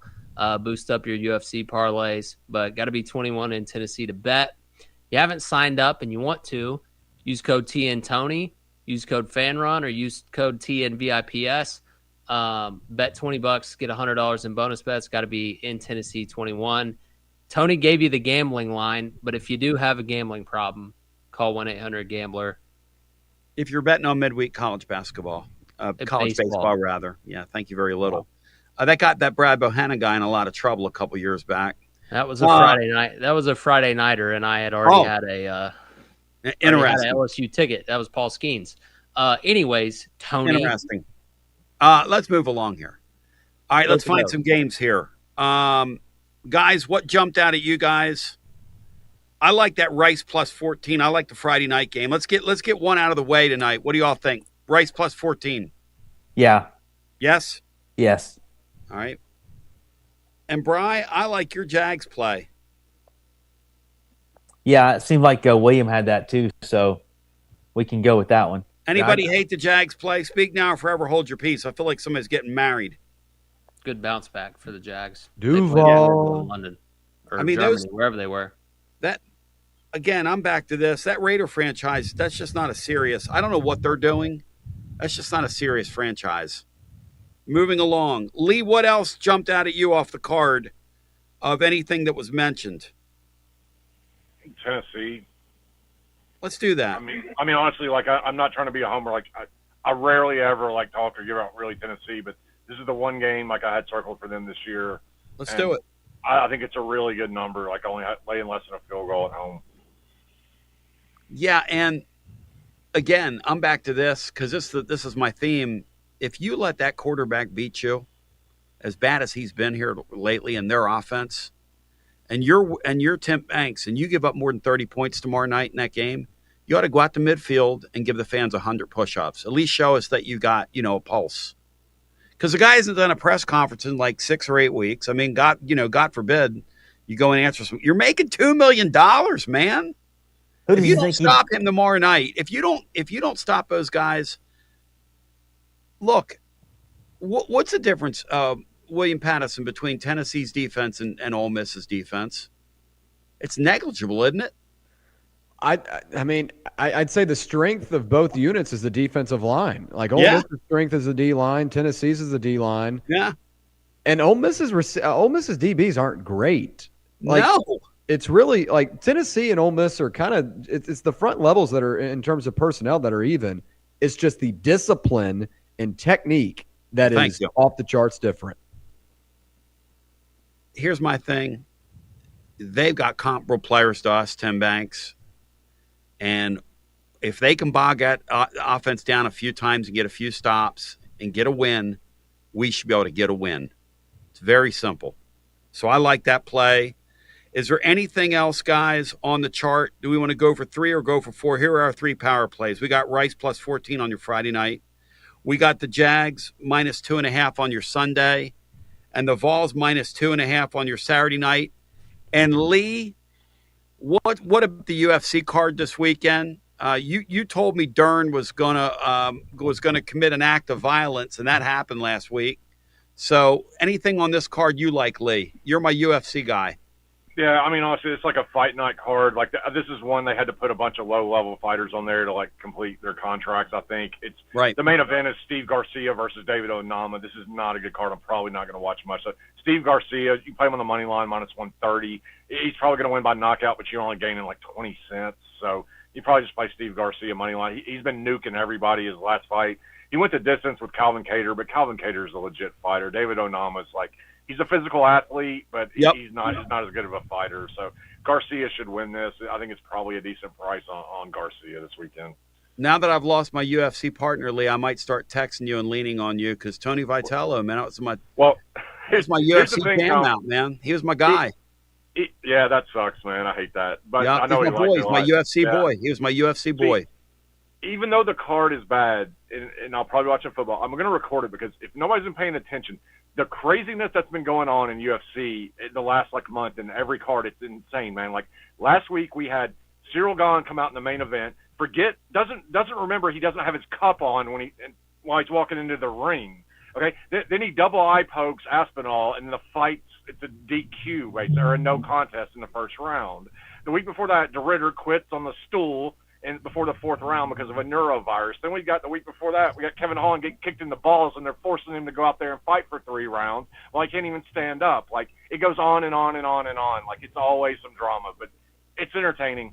That's all and then the card you went to, our favorite fighter got just held down onto the ground, and it's like he didn't even train against takedowns. Yeah, spent like $1,700 to go. I mean, what are we doing?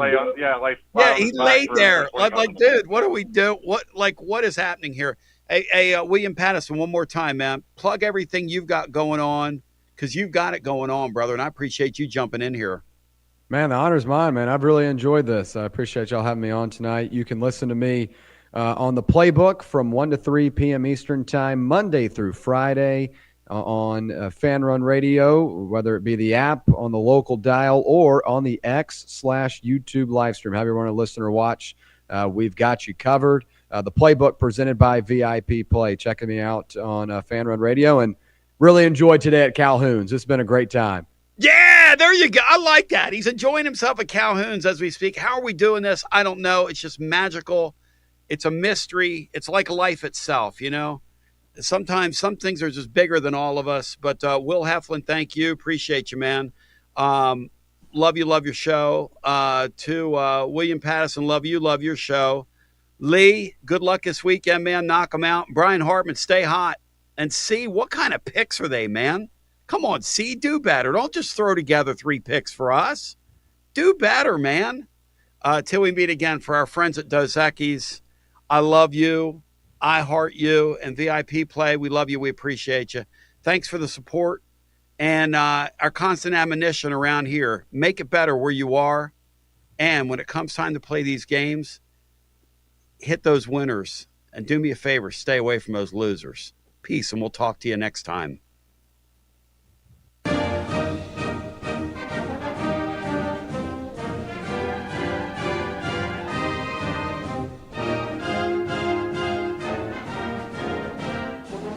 Listening to FM 105.7 and AM 1340, WKGN Knoxville and W289CU Knoxville, Fan Run Radio. Sorry, not sorry. College football's nuts. This weekend's going to be crazy in the SEC. All these weeks are in the college game. Hey, Matt Dixon, how attractive is the LSU job after that press conference yesterday? It's certainly not as attractive as it was before that.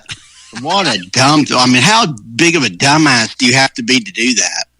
Hey. To get up there and say all that stuff and say the AD's not making the hike? Good. What are you doing? I'm making the hire. The president's making the hire. I'm making the hire. I mean, good Lord, what are you doing? You can't say all that stuff publicly, even if it's true. And Matt, for people that didn't believe the narrative that this guy was going from box to box Saturday night because he had had enough, now, as we welcome you in on a Thursday, what do we think of the narrative now? What do we think of the narrative now here on a Thursday? How much of that narrative, Matt, do you believe that governor was going box to box here tonight and getting the boosters in line? He obviously was in charge of all of it. Yes. And he's in charge of this next hire, which is not, I don't think, a very good thing to at least say publicly at a press conference. And then he said, "Is anybody in talk here about taking what I think is a top 3, but definitely top 5 job in the sport and making it as unattractive as possible? Congrats to that guy because he did it yesterday. Destroyed it. He made our management 7 or 8 years ago look normal. I mean, Johnny Bahama's out there somewhere going, "Yep, pretty Maybe normal." he can hire Ed Orgeron to be the interim AD to make a hire. I mean, if the idea was to take the LSU job and to knock it way on down the totem pole, congratulations. I wrote in the blog 2 days ago, and I mean this. Some of you are all over Heupel, and you do whatever you want to do. And I don't know what's going to happen Saturday night. Tennessee loses, we might have to deal with it. Okay, we'll deal with it, and we'll talk about it in real time. Doesn't mean I want a coach fired, though, like some of you maroons. And by the way, be careful what you wish for. Because you get in these spins now, and you get your program in the wrong hands, and look at what happens when you get your program in the wrong hands. Look at it. This guy at LSU is the governor down there is a total maroon. Now, I'll say this, though. He made some really good points. Jimmy Sexton and his ilk, but really Jimmy Sexton, has created generational wealth for probably tens of generations to come for him off the backs of boosters who are not savvy enough, ADs and presidents who are not savvy enough to go, "No, wait a second here. You control the guy going out. You control the guy going in. You're controlling the narrative in the media." The governor of the state of Louisiana had some really good points yesterday. And you know what it points back to? In the NFL, you're not allowed to tamper when it's coach hiring time, and they're very serious about it. In college football, you know when they started tampering with these guys? Some of them before the season. Some of these coaches before the season. College sports, and college football in particular, really needs a commissioner. These are the rules. Because Jimmy Sexton is running roughshod over these fools. All of them. Fools here, fools at LSU, fools down in Austin, Texas. Where do you think that story last week leaked out? About the Texas coach, Matt, you and I were talking in our pre-production meeting. Share with the listener what you think of the job that Texas head coach has done this year, Matt. Share that with the listener. Well, I think I've even said it on air a time or two. That's just a very poorly coached team, and it's a head coach who, runs the offense, and it's an offense that it's been stuck in neutral all year. Not just Arch. The offensive line's probably bottom third of the league, gets pushed around in every game they play, can't protect Arch at all. They have no real running game. The receivers just, they're talented names from recruiting, but it's an offense that just doesn't do it. The guy just looks checked out. The team looks checked out. And but they've been poorly coached all year. Jimmy Sexton adroitly, and they can deny this all they want. This is how these people operate. He adroitly leaked this guy's name as a candidate with the Tennessee Titans, a.k.a. the Tennessee Toilers, a.k.a. the Nashville Nothings. I mean, literally, the way Amy Adams Drunk is running that team, if they tomorrow disbanded and folded, who would miss them? But I digress. So they both leak out and then deny and say that's not true at all, not one iota of that is true, all in one fell swoop. It's brilliant. What's it do? Well, it makes the Texas fans kind of think, we need to take the heat off of him. He did get to the national semifinal last year, and he's entitled to have a down year. And plus, an NFL franchise wants him. And look, we saw around here, fans are fickle, and they're kind of naive at times. Like we saw that with the Danny White thing here last week. Nobody believed me till they heard him speak, and then they all went, oh. And some still go, oh, well, Tony, that he's making that up as his relationship with Tony. No, I wasn't. No, I was not. But that's okay. You believe what you want to believe. Because there are Texas fans today, they're going, man, we need to keep this guy because, hey, Matt, for them to have the level of talent that they have, what do you think Nega Dave, if you put him in a Texas fan form, and they had that payroll, and they looked the way they looked this year on the field, what do you think Nega Dave would be saying about them, Matt? Because they're spending 3 times more money than we are in our football roster down there. Them in Ohio State. Nega Dave would have already wanted him fired after the last 2 games, even though they won. Exactly. And when they go 8-4, yeah, he'll have him gone. And here's the thing. I thought it was Arch Manning earlier in the year, and I don't think Arch Manning's great. I don't think he's what they thought he was going to be, and I don't think he's what the Manning family thought he was going to be, and that's all okay. Now, everybody has to be a superstar, and you don't have to be a star baby to be in my show, okay? Like we've been talking about. You need to function on your football team. How's anybody going to function playing behind that highly paid offensive line? They can't block anybody. How's anybody going to function? You tell me. What the nut, and I do mean nut, governor that would do that out loud yesterday and just diminish their job? What that nut said yesterday about Jimmy Sexton is exactly right. I've always thought it's very much a conflict of interest to represent all these guys in one league. And then to move them around like chess pieces on a chessboard and play these teams one against the other. And when it comes to Jimmy Sexton, I'm almost on team Danny White right now. Because Danny don't want to deal with him. I'm almost on team Danny White when it comes to Jimmy Sexton. No offense to him. I know he's got friends in the community and people listen to the show. Hey, I'm not trying to offend you. But I want you to think for a second here. What that governor of Louisiana said is exactly right. Jimmy's the one that started all this nonsense with these coaching buyouts. And he had to have a willing dance partner. And the willing dance partner are these dupes and these sheep